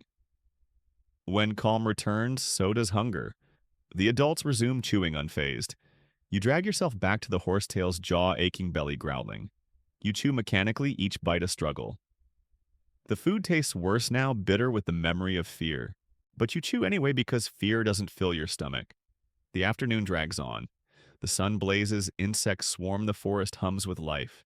You eat stumble, chew stumble again. Your body feels heavier with each hour, yet never satisfied. Growth is cruel, it stretches your bones, thickens your frill, pushes your horns forward, all while demanding more food than you can chew. You are a factory forced to run on scraps. By evening, the herd settles near a grove of cycads. Adults graze calmly, their jaws moving like gears. You curl beside your siblings, exhausted. Your belly still growls, your jaw aches, your frill throbs. Hunger feels eternal chewing. Feels endless survival, feels exhausting. The forest cools as night falls, shadows stretching long. The air fills with the chirp of insects, the croak of frogs, the distant bellow of something massive. You close your eyes, frill resting against the dirt horns, sore jaw numb. Tomorrow you'll wake hungry again. Tomorrow you'll chew again. Tomorrow you'll fight your siblings for bitter stalks again. And tomorrow the grassless banquet will still be waiting, endless and merciless.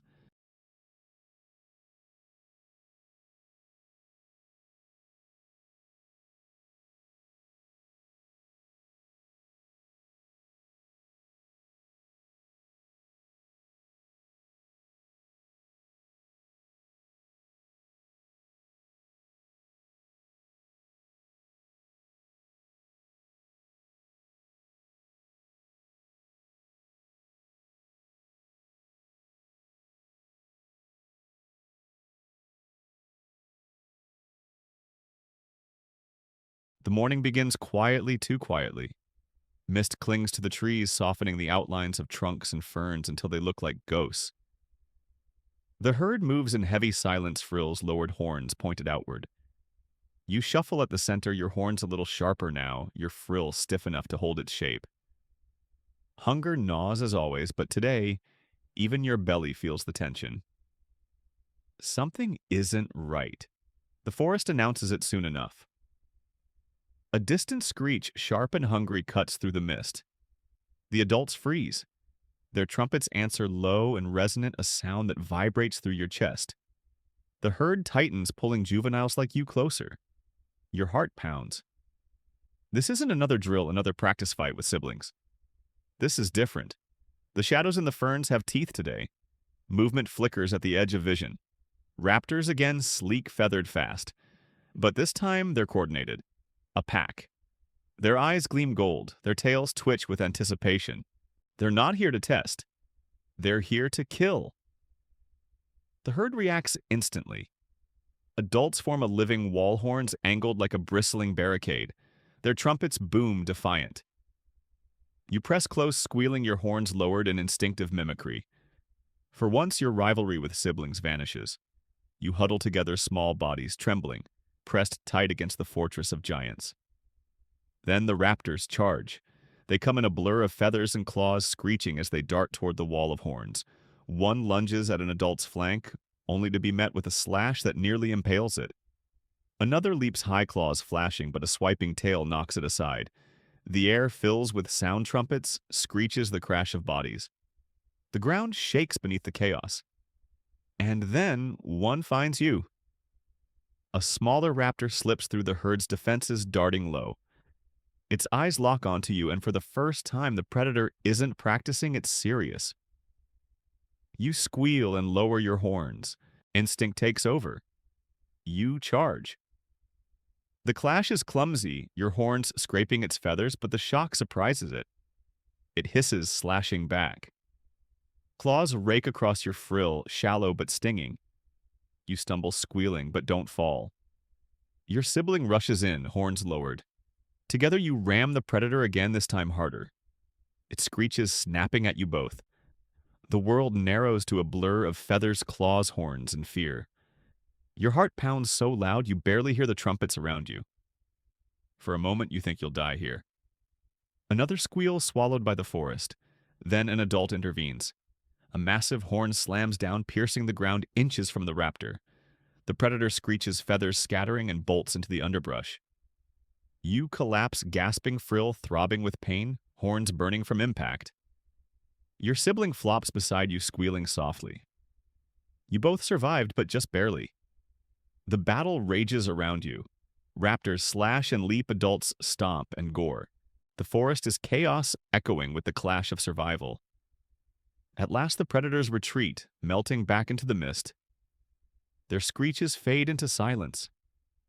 The herd trumpets in triumph, a rolling wave of sound. You lie in the mud, trembling, every muscle aching. Your frill is scratched, your horns sore, your pride battered. But inside something sparks. You stood your ground. You used your horns not for practice, not for sibling rivalry, but for survival. It wasn't graceful, it wasn't strong, but it worked. The adults relaxed, lowering their frills, resuming their endless chewing as if nothing happened. To them, this was routine. To you, it was everything. Your first real battle. The forest smells different now. The sharp tang of blood lingers in the air, mingling with the musk of sweat and the sour stench of fear. Your nostrils flare, committing it to memory. Predators don't just leave scars, they leave lessons written in scent. As the herd moves on, you limp slightly each step, a reminder of claws across your frill. But the ache feels different this time. It isn't humiliation, it's proof. Proof you fought, proof you lived.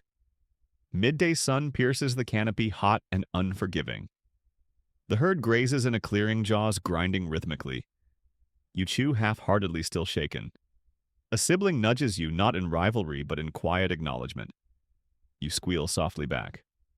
For a moment, the competition is gone. In its place is something new, camaraderie forged in battle. Evening comes, shadows stretching long across the forest. You curl into the dirt, exhausted but restless. The memory replays in your mind, claws flashing horns, colliding, the sharp taste of fear in your throat. You know it will happen again. The predators will return. The shadows will always be waiting. But next time, you'll be a little stronger. Next time, your horns will be sharper, your stance steadier. Growth is slow, but battles like today are the tests that shape you. You don't just survive them, you learn. As the stars prick the dark sky, you close your eyes. Your frill throbs, your horns ache, your belly growls. But your heart beats steady, carrying the rhythm of something new. You've fought once, and you will again. Because in this world, every Triceratops must graduate from practice fights to real battles. And tonight you took your first step toward that brutal diploma.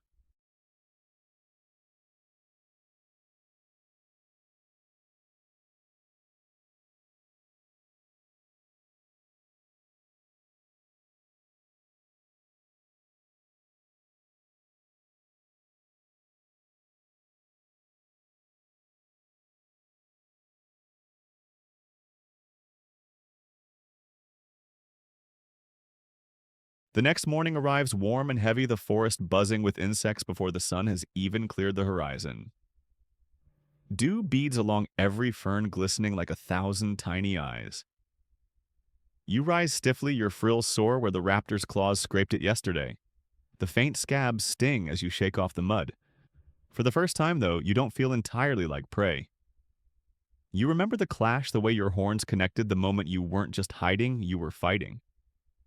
Still, reality humbles you quickly. Your horns remain short, sharp enough to scratch, but not pierce.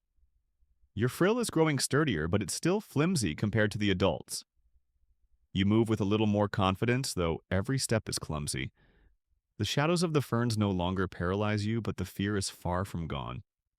You're learning that courage isn't the absence of fear, it's walking forward, while your heart tries to claw its way out of your chest. The herd marches steadily, pushing out of the thicker forest toward open floodplain.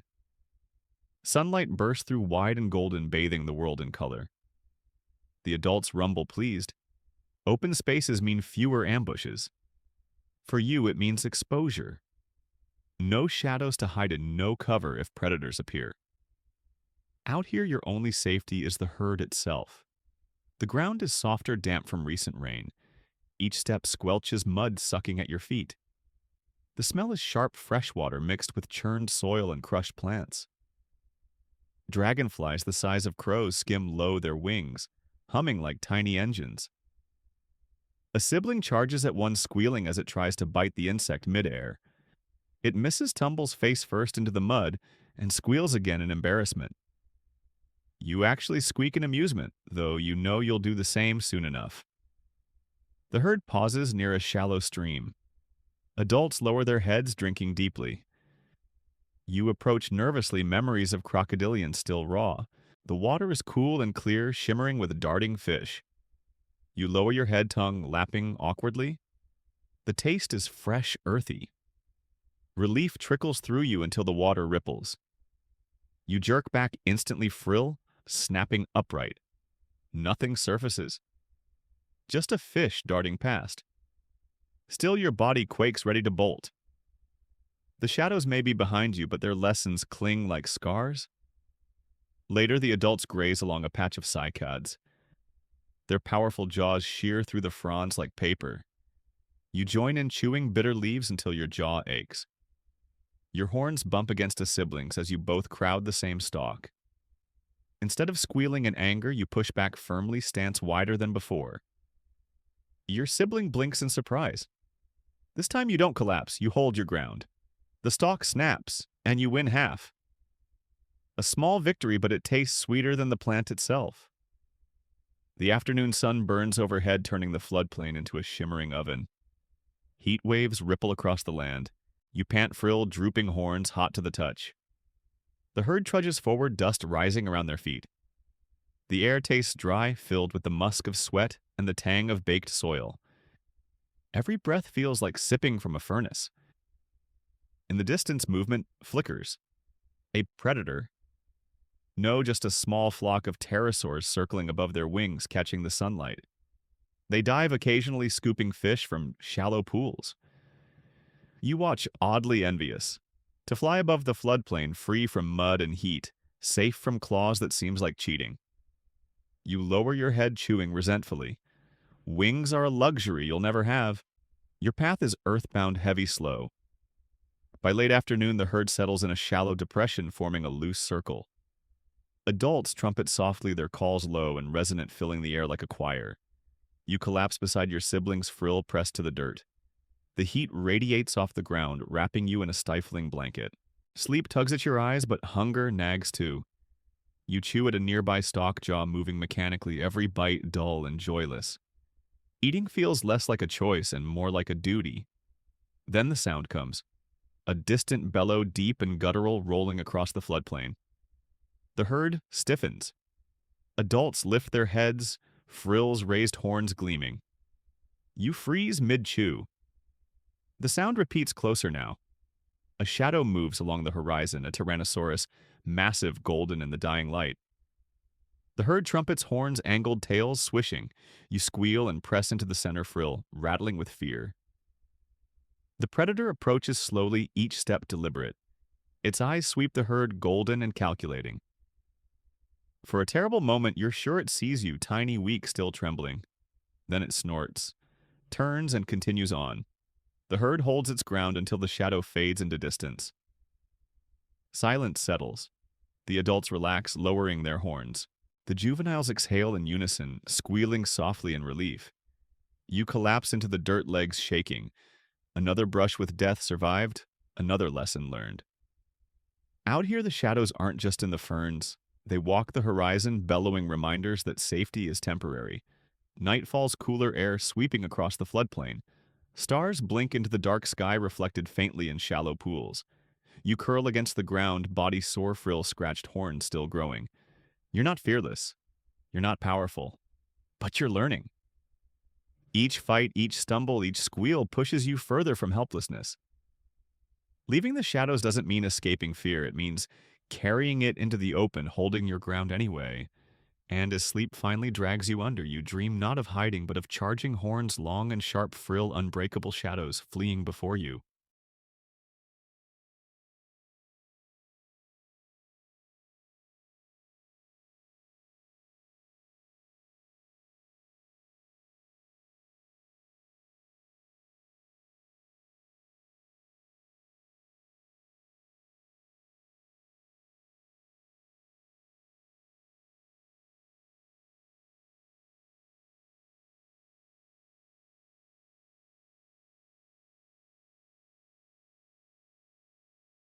The seasons shift slowly, and with them, so do you.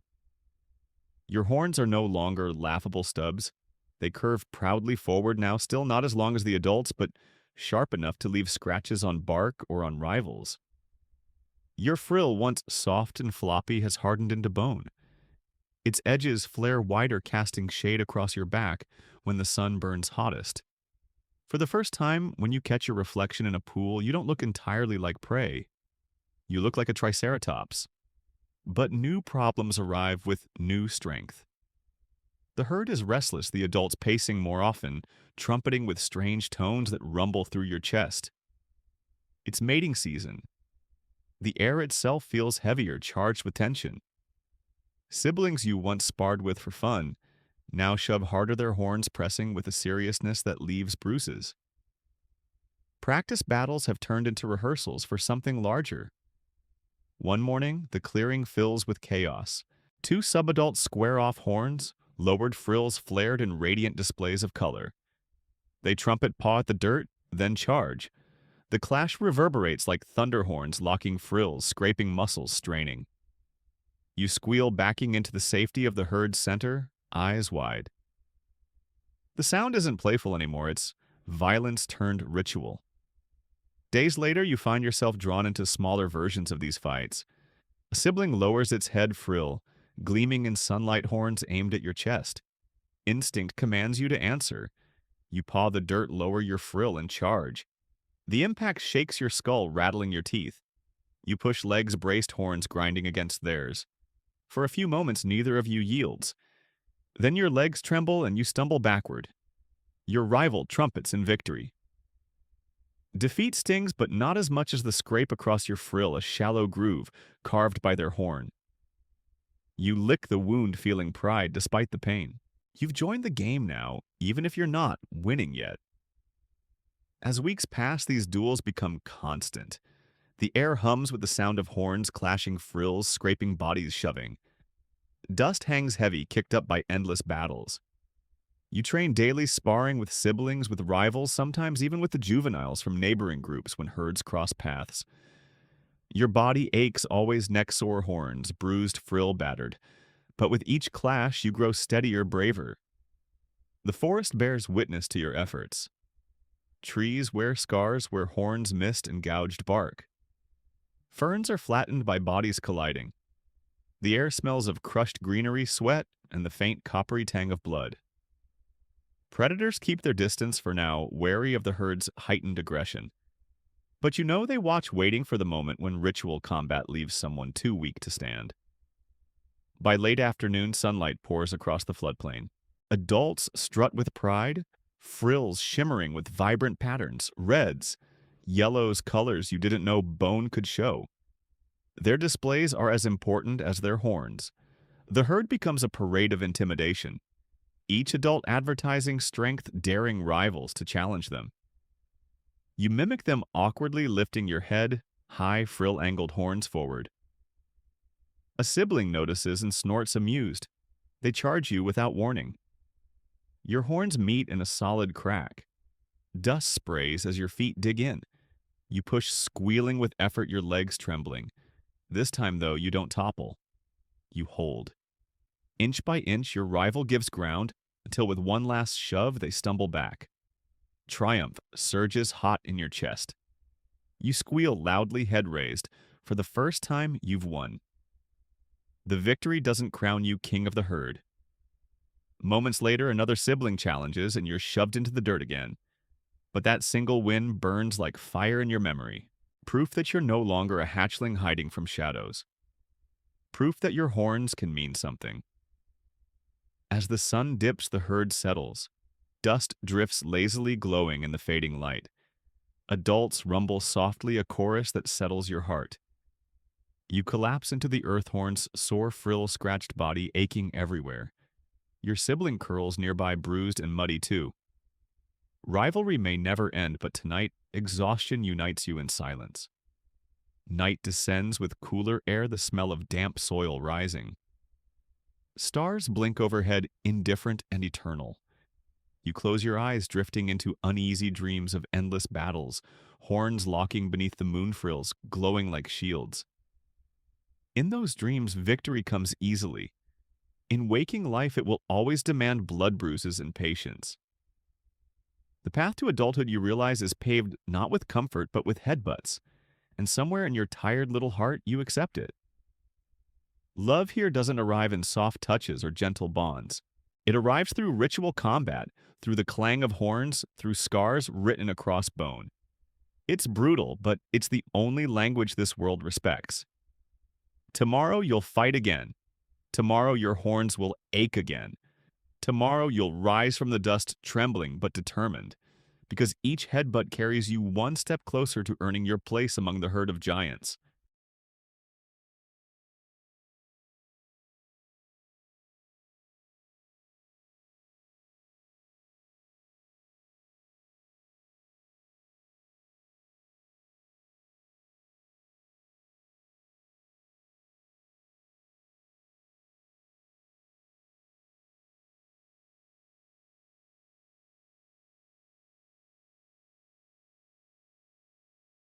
The herd presses onward across the floodplain, their footsteps pounding like drums against the earth. The sun hangs heavy in a sky smeared with streaks of orange and gold. You march within the circle of bodies' horns, aching from yesterday's duels, frill lined with shallow scrapes that sting every time you turn your head. Around you, siblings grunt, squeal, and shove as if bruises were badges of honor. But today, something changes. The herd slows their trumpets, deepening into a wary chorus. Ahead shapes loom on the horizon, massive and lumbering. Not predators this time, something far larger, far stranger. Sauropods. You've seen them before in the distance, necks rising like towers above the canopy. But now they move close, so close that every step sends tremors racing through the ground. Argentinosaurus titans of the late Cretaceous. Their necks sway like living cranes' heads reaching into the clouds. Their tails whip lazily behind them, strong enough to snap trees. They're not here to fight. They barely notice you at all. To them, your herd is an afterthought, horned insects buzzing at their feet. You gape upward, squealing softly. Even the adults of your herd seem small next to these giants. The air smells different near them. Musky, grassy, tinged with a sour odor of dung the size of boulders. One sauropod exhales and the gust washes over you like a warm wind, carrying the scent of chewed leaves and stomach gas. It makes your frill flap like a banner. You sneeze, squeal again, and stumble backward. For a moment, rivalry among siblings halts. All of you stare upward, awe replacing aggression. Your horns, your frills, your struggles. Suddenly, they feel absurdly small. Here stand creatures so large that even a Tyrannosaurus would think twice before testing them. Giants among rivals, reminders that no matter how fierce you think you are, someone out there dwarfs you effortlessly. The adults trumpet, steering the herd cautiously around the sauropods. There's no hostility. Both groups know conflict would be pointless. The sauropods graze on treetops, stripping branches with lazy swipes of their jaws. You chew your bitter cycad's envy simmering in your chest. They dine on leaves far above your reach, fresh and plentiful.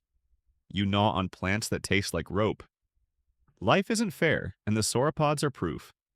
As the herd circles wide, your siblings recover their competitive fire. One shoves you horns jabbing. You squeal and jab back the clash, ringing dully off bone. The sauropods don't even look down. Your scuffle is less than a whisper in their world. You push harder, legs braced, horns scraping. For a moment, you hold your rival steady. Then they twist suddenly, and you stumble sideways into a pile of sauropod dung. The stench hits instantly. Overripe plants rot sour gases. Your frill drips with it. Siblings squeal in laughter, trampling past. You groan, humiliated horns sagging. Even the ground itself mocks you. You stagger back into the herd, trailing stink like a walking warning sign. No predator will touch you now, though not for reasons you'd brag about. The sun climbs higher, heat shimmering off the floodplain. Dust rises with every step, mixing with the sour reek of sauropods. Your body aches, hunger gnaws, thirst burns. The herd pushes toward a patch of trees where shade offers brief relief. Adults graze on low branches, frills glowing in dappled light. You flop into the dirt, exhausted.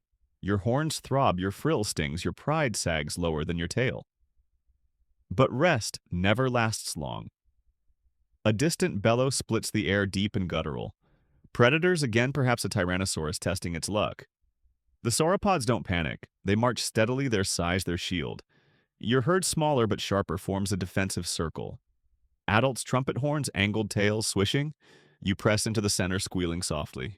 Rivals or not, your siblings cluster close, their bodies trembling against yours. The predator never shows. Maybe it smelled the sauropods and thought better of it. Maybe it waits for nightfall. Either way, the tension lingers. The herd doesn't relax completely, even as the sun dips lower and shadows stretch long. Evening falls, painting the floodplain in fire and shadow. The sauropods drift away, their necks fading into darkness like vanishing towers. You watch them go squealing softly, awe mixing with relief. Their presence reminded you how small you are, but also how survival isn't always about size. They live in the treetops, unreachable, unbothered. You live in the dirt horns, scraping frill bruised. Different struggles, same world. The herd settles in a loose circle, adults on the outside, juveniles inside. You curl against the dirt, the stink of sauropod dung still clinging to your frill. Siblings snicker, nudging you, but you ignore them. Your eyes drift toward the stars, appearing one by one, glittering cold and distant. Giants among giants watching from the sky.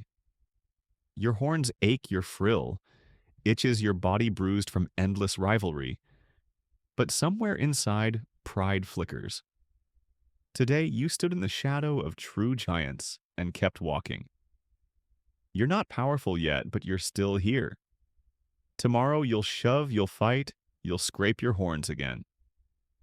Tomorrow, the floodplain will demand more. And tomorrow, the shadows and the ferns will still be waiting. But for now, beneath the vastness of stars and the fading musk of sauropods, you sleep tiny, bruised, determined.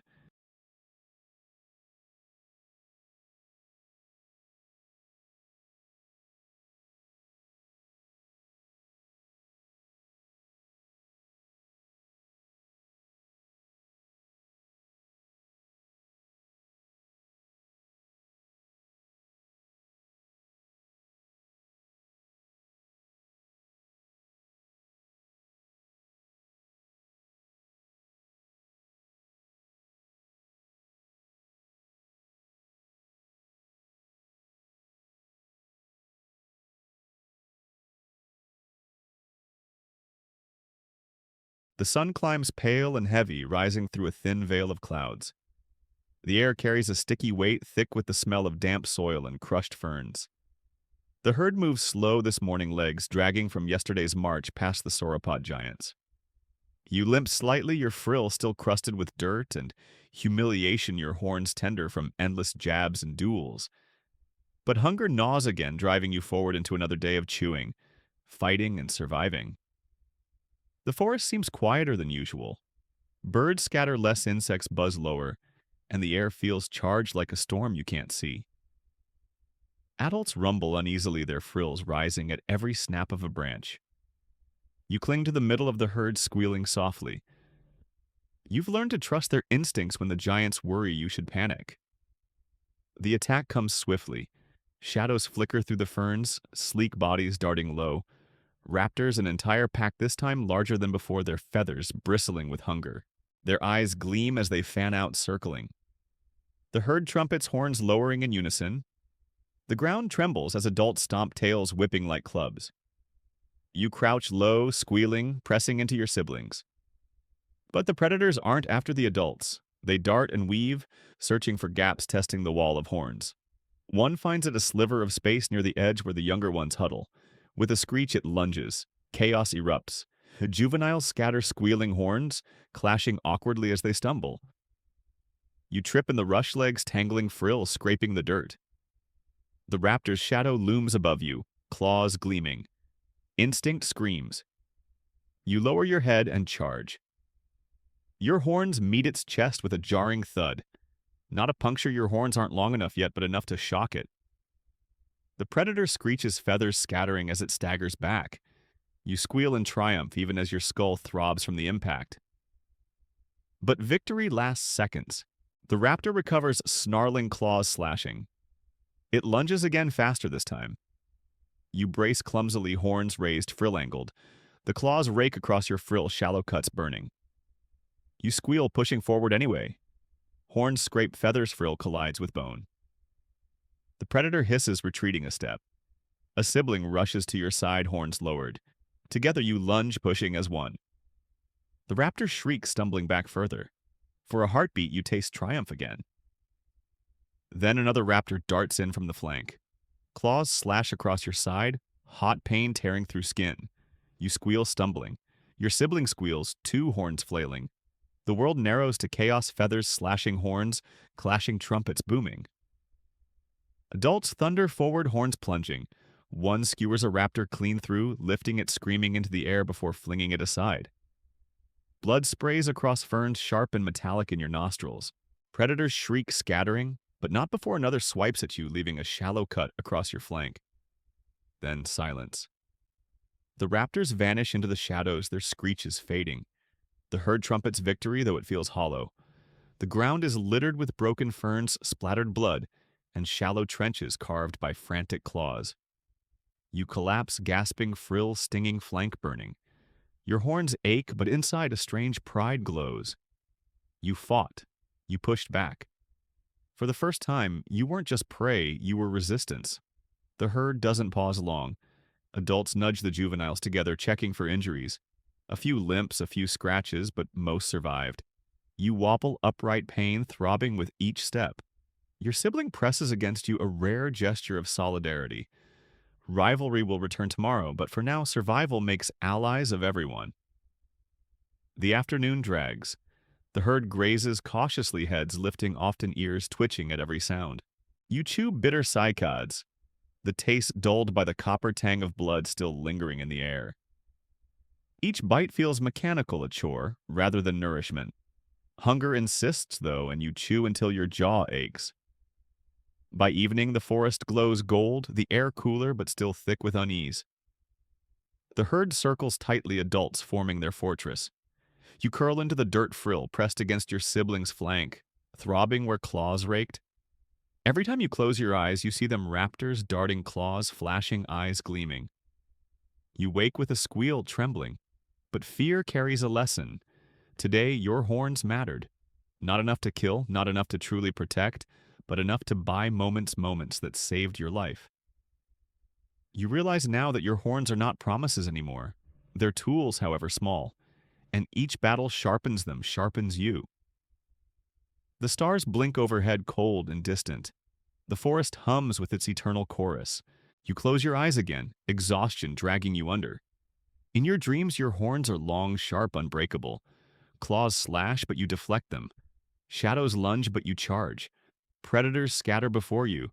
You wake with dawn's first light aching but alive, and in the dull pain of your horns you feel it, the first glimmer of power.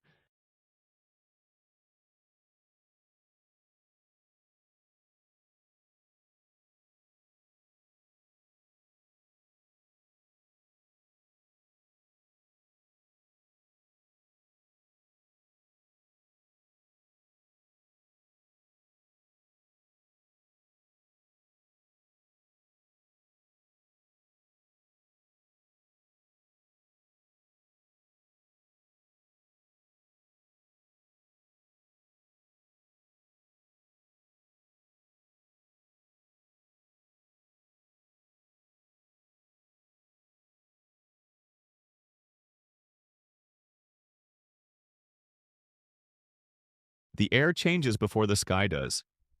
A heaviness presses down, thicker than heat, thicker than hunger. The herd shifts uneasily, tails, swishing, frills twitching at sounds too distant for you to hear. The forest smells different, too sharp, metallic, like stone struck against stone. You don't know the word for it, but it means one thing: storm. Clouds gather, rolling black and swollen, smothering the sun until the day feels like twilight. The adults trumpet warnings, their voices carrying urgency you don't quite understand yet. You squeal nervously, frill rattling as a gust of wind slaps through the trees. Leaves scatter like frightened insects, ferns bending low. For once, no predator lurks, the storm itself is predator enough. The first raindrop hits your frill with a cold sting. Then another. Then a barrage, each drop smacking like pebbles. Within minutes, the sky empties itself in torrents. Water pours from above, soaking your hide, running cold down your horns. The ground churns into mud, instantly swallowing your feet with every step. You squeal and stumble, frill dripping, body shivering. The herd pushes together, bodies pressed shoulder to shoulder, a fortress against the storm. Adults lower their frills, angling them into shields. You huddle at the center, pressed between siblings, their bodies trembling as badly as yours. The air thrums with thunder, rolling and booming until the ground itself seems to quake. Lightning cracks the sky open, blinding white, the afterimage burned into your eyes. You squeal in terror, horns scraping mud as you crouch low. The storm answers with another flash, another roar. The herd trumpets back, not in defiance, but in sheer survival. The sound swells into chaos, thunder, rain trumpets, squeals, the slap of water against leaves. You press deeper into the herd, your frill rattling so violently it aches. Hours pass this way. The floodplain transforms into a swamp, water rushing in rivulets, swallowing low ground. You stumble constantly, legs sinking, frill dragging you sideways. Every step is a fight against drowning. A sibling squeals in panic as the mud grips its legs. You squeal back, shoving against it until it's free, both of you toppling into the water. The current pulls slow but relentless. You scramble desperately, horns cutting through the water as you thrash. Finally, the herd's movement pulls you onto firmer ground. You collapse, gasping, your frill heavy with water. The rain doesn't stop. It hammers down until every sound blurs into one deafening hiss. The herd marches onward because stopping means death. Floodwaters will drown low ground, and predators hunt in chaos. Your legs burn, your lungs heave, but you keep moving, stumbling through water that sometimes laps at your chest. You squeal constantly, partly for breath, partly in fear. Night falls, though the storm never relents. Darkness cloaks everything except the blinding flash of lightning. Each strike paints the herd in ghostly white horns, gleaming frills glowing like bones. You see your siblings' eyes wide with fear, your own reflection mirrored in them. For once, the world feels too big even for predators. Raptors, tyrants, crocodilians, none of them matter when the sky itself tries to crush you. The ground shifts beneath your feet, soft and treacherous. Suddenly, the earth gives way. You squeal as you slide into a rushing stream, water smashing against your body. Panic seizes you, horns flailing, frill dragging like an anchor. The current drags you sideways, spinning, choking. You scream louder than you ever have before. Then a massive bulk slams into you, an adult shoving you upright with its flank. Its horn slices past, narrowly missing your head, but the push steadies you. You scramble hooves, digging desperately into mud, and lurch back toward the herd. You stumble onto solid ground, chest heaving, water streaming from your frill. The adult moves on without looking back, as if saving you was no more remarkable than stepping over a branch. The night drags endlessly. The herd trudges through rising water bodies battered by wind and rain. Predators lurk somewhere out there. You hear faint screeches between thunderclaps, but none dare charge into the storm. For once, the weather is your shield as much as your enemy. By dawn, the storm eases. Rain softens to drizzle, thunder fades into the distance. The world lies broken. Trees are toppled, their roots clawing upward. Pools of muddy water stretch across the floodplain, reflecting the pale morning light. The air smells sharp, clean, but tinged with decay. The herd collapses into silence, adults stomping to shake mud from their hides. You flop into the dirt, frill crusted with muckhorns, sore body trembling. Every muscle aches from the night's ordeal. Yet you're alive. The storm tested you, clawed at you, nearly drowned you, but failed. You chew a soggy stalk absent-mindedly, its taste flat, but it's food. Siblings gnaw beside you, too tired even to fight. For once, rivalry fades entirely. Survival is enough. As the sun breaks through, glinting off waterlogged frills, you realize the truth. Predators teach with claws. Siblings teach with bruises. But storms teach with everything.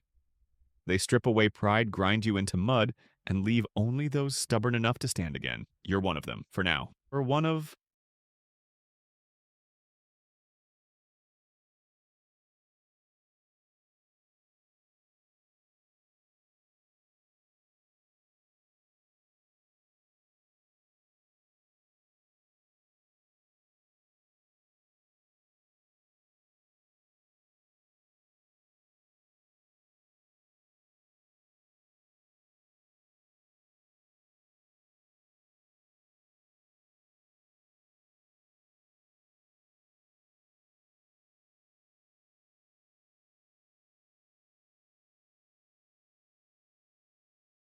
The storm leaves more than broken trees behind.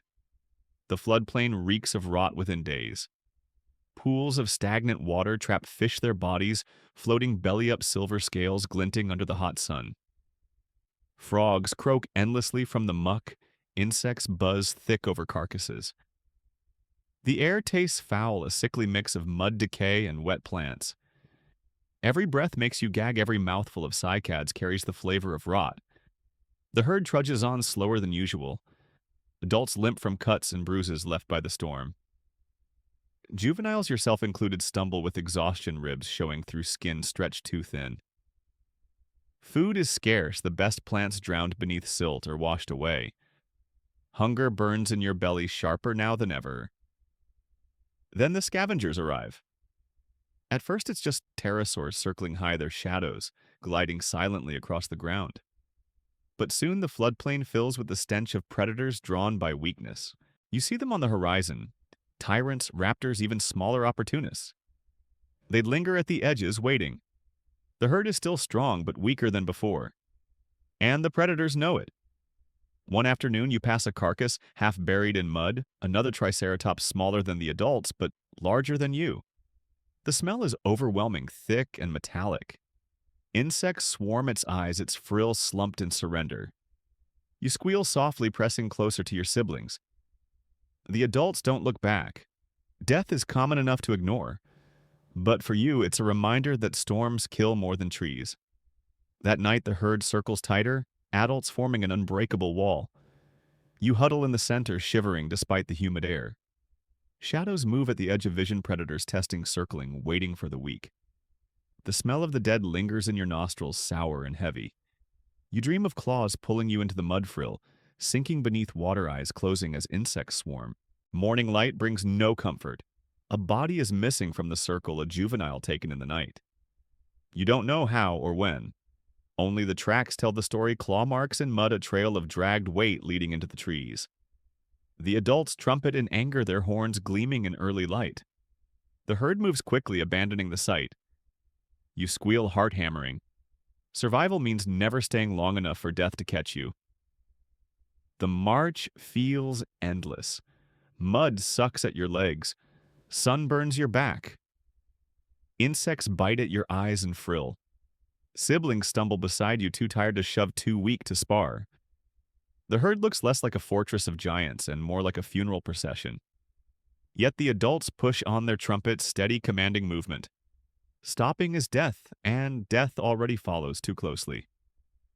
By midday, the smell hits you before the sight does.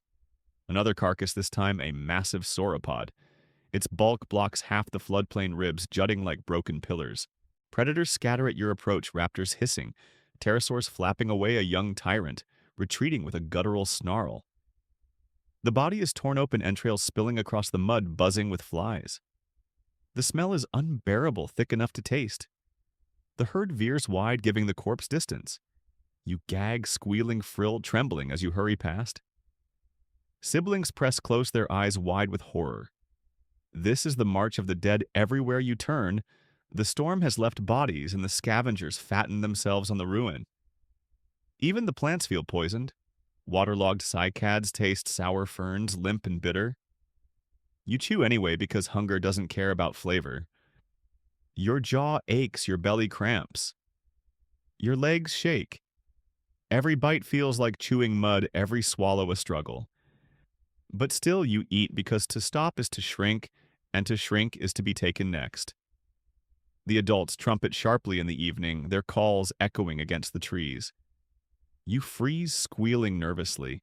Across the floodplain, a predator steps into view.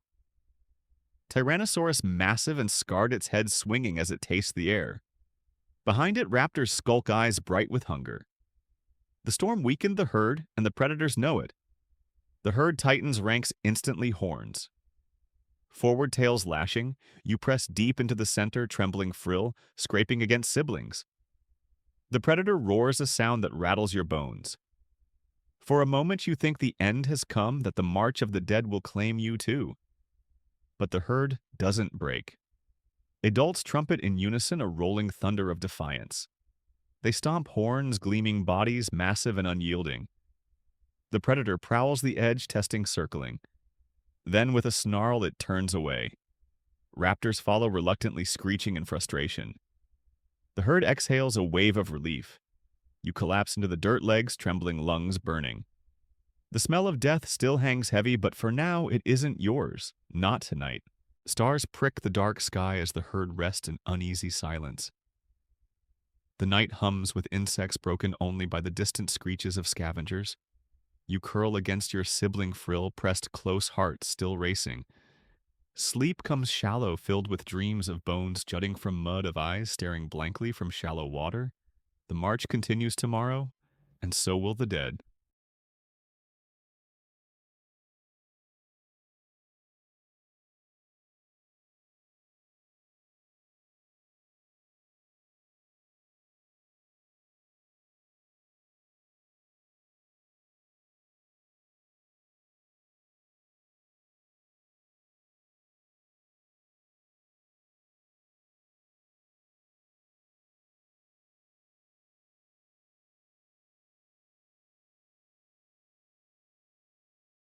The floodplain dries slowly, but the damage lingers.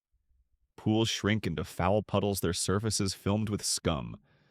The smell of rot dulls but never vanishes, clinging to your nostrils as stubbornly as mud to your feet. The herd moves across cracked ground, now each step stirring dust that settles in your throat. You cough, squealing weakly, but keep walking. Hunger is louder than discomfort. Food grows scarce. The storm drowned much of the greenery, and what remains is bitter and sparse. Cycads stand chewed to stubs, ferns trampled into mud. Every mouthful feels stolen from siblings. Rivalry, once playful, sharpens into desperation. Horns clash daily, not for practice, not for pride, but for survival. You feel it in your belly first, the gnawing emptiness that never fades. Your sides pinch inward, your steps slow, your frill droops with fatigue. Even chewing is a chore now. Your jaws ache with each bitter stalk. Siblings squeal, constantly bickering over scraps. One shoves you aside, seizing a patch of ferns. You squeal back, horns lowered, and charge. The clash is fierce, dust rising as your horns scrape theirs. Your legs shake with weakness, but desperation fuels you. For a moment you lock horns, neither giving ground. Then your rival stumbles, collapsing sideways in exhaustion. You squeal triumphantly, shoving your head into the patch and chewing greedily. The leaves taste awful, sour, fibrous, but victory makes them sweeter than anything you've eaten. The herd notices. Adults trumpet, sharply irritated by the squabbles, but they don't intervene. They chew steadily, their massive jaws grinding through whatever greenery remains. They can strip a tree in minutes, leaving nothing but bark for the rest. You glare at them resentfully, squealing softly. Giants eat first always. You eat what's left, if anything is left. Predators hover at the edges again. Raptors dart in the distance, their eyes bright with hunger. Even Tyrannosaurus prowls, more boldly emboldened by your weakness. They watch for stragglers, for the ones too thin, too slow. You march faster when you see them, forcing your legs to move even when they beg to collapse. The air itself feels cruel. Days blaze with sun that scorches your hide, nights bite with chill winds that make your frill shiver. Water is foul, tinged with rot, but you drink anyway. The taste makes you gag, yet thirst wins. Every sip is a gamble, every meal a disappointment. One evening, the herd stumbles into a clearing where greenery still thrives. Ferns, thick and lush cycads, stretching tall, fresh, and untouched. Relief sweeps through the herd like a wave. Trumpets echo, squeals rise, bodies rush forward. You dive into the patch. Jaws tearing fronds, bitter but fresh, the juices wet and cooling. Your belly growls happily for the first time in days. But relief sparks chaos. Siblings shove hard horns, slamming frills rattling. Dust rises in clouds as juveniles fight desperately for every stalk. Your shoved sideways horns scraping against bone frill, stinging from a jab. You squeal angrily, charging back. The clash is violent, more savage than before. Hunger makes rivals merciless. The fight escalates until both of you collapse, exhausted jaws, still chewing even as your bodies tremble. Your frill bleeds from a shallow scrape, your horns ache, your chest heaves. But your belly is fuller for now. That's all that matters. Night falls with bellies slightly less empty. The herd rests bodies pressed close, the air filled with soft snores and occasional squeals. You curl into the dirt frill, heavy with dust horns throbbing. Hunger hasn't vanished, it never does, but it sleeps lightly tonight. Dreams come strange, twisted by desperation. You dream of endless fields of ferns, lush and sweet. No siblings to shove you, no predators lurking. Your horns are long, your frill massive, your belly always full. You wake with dawn disappointed, your belly already growling again. The march resumes. The clearing was temporary refuge. Already it's stripped bare, reduced to mud and stubs. The herd moves on, dust rising, hunger returning. Predators follow. One morning you hear the screeches first sharp urgent. Raptors dart in, testing the herd's defenses. Adults trumpet horns lowering. The predators hesitate, circling, eyes gleaming. They're hungry too. This is their hunger game as much as yours. You press close to your siblings' horns, lowered instinctively. Your belly growls even as fear tightens your chest. You wonder if hunger will kill you before claws do. The herd holds steady, adults unflinching juveniles, squealing nervously. After tense minutes, the raptors retreat, unwilling to face horns today. Relief sweeps through you, but only briefly. They'll be back. Hunger always brings them back. By evening, the herd collapses beside a shallow stream. Its water murky but drinkable. You lap greedily, the taste foul but wet. You chew a few wilted fronds nearby, their bitterness sharp enough to sting your tongue. Your belly quiets, though not satisfied.